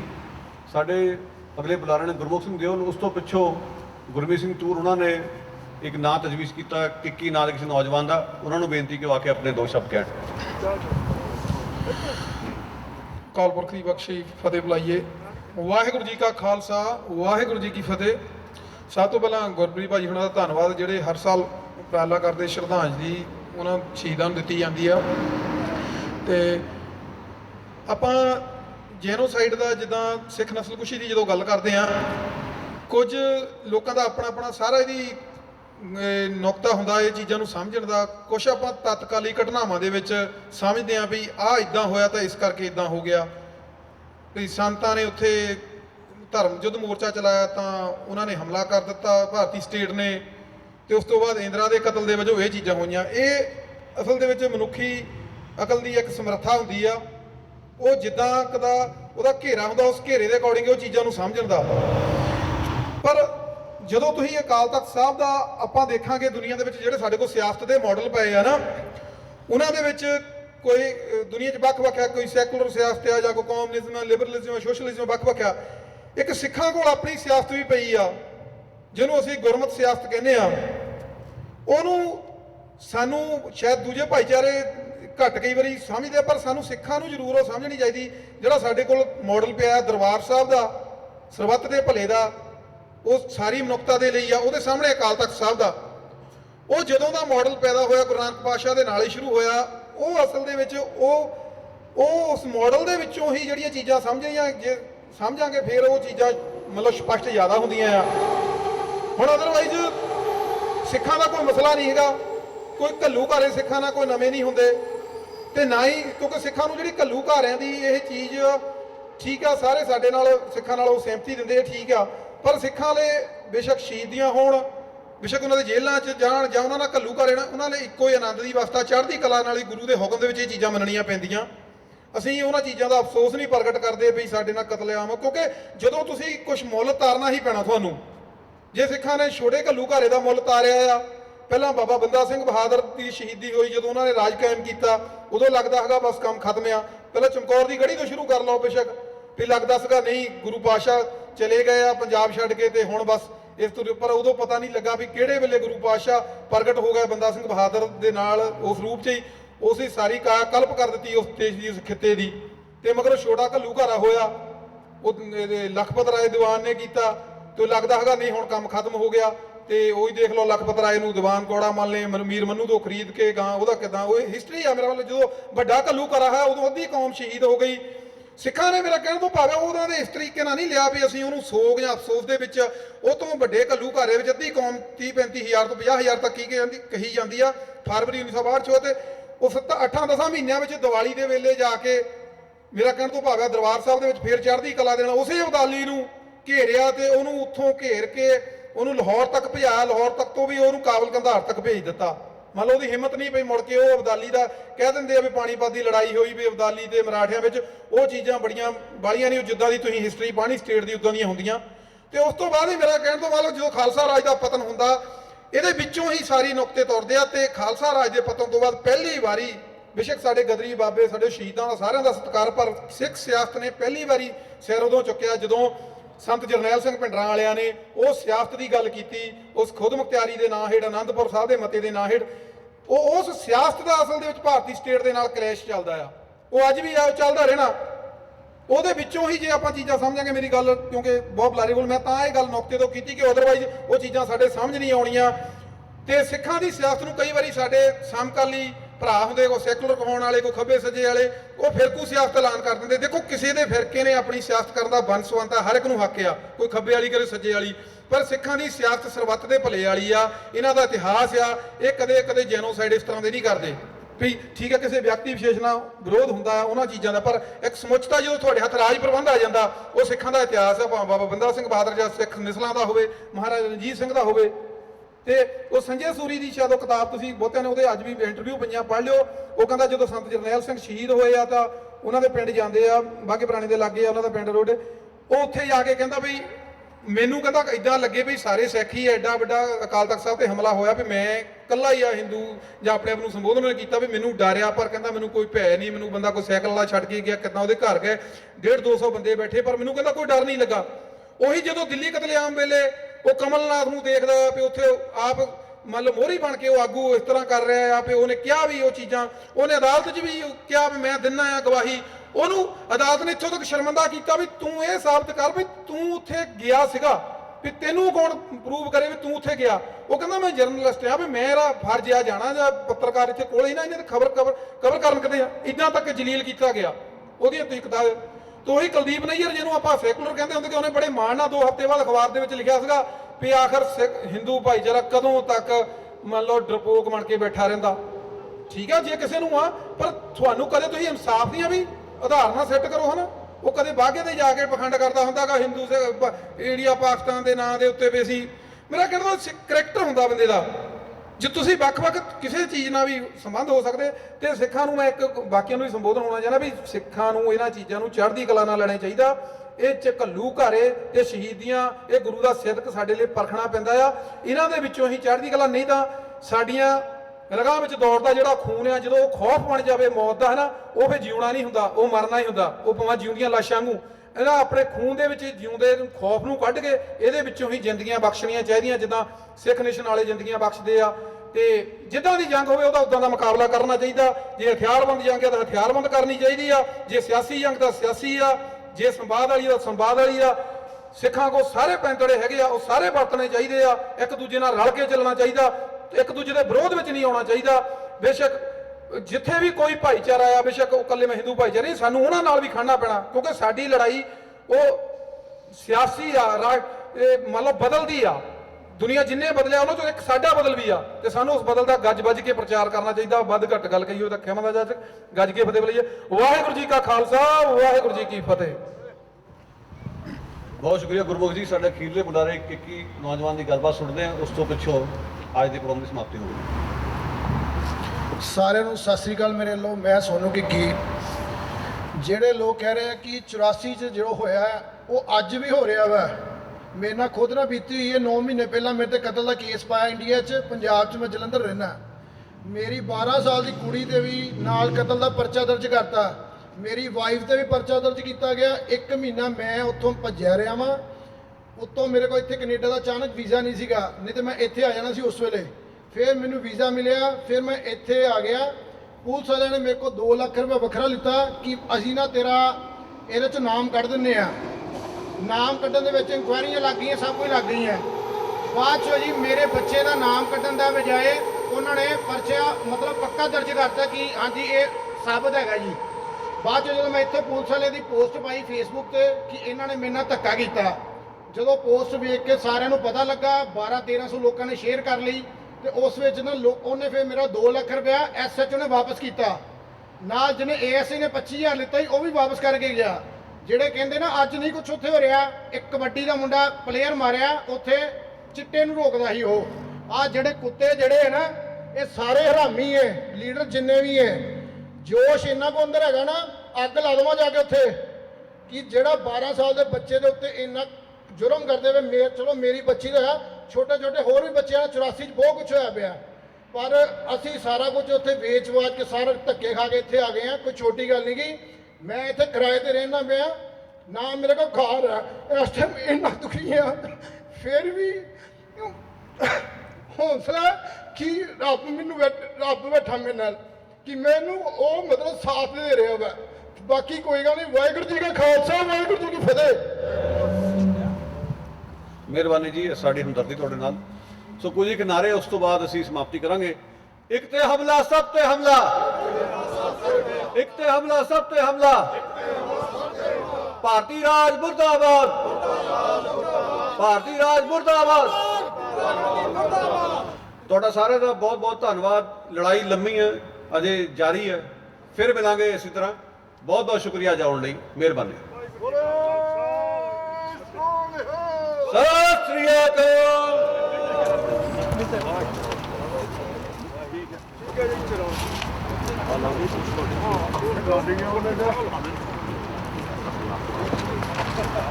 ਕੈਂਡਲ ਇੱਥੇ ਲਾ ਦਈਏ।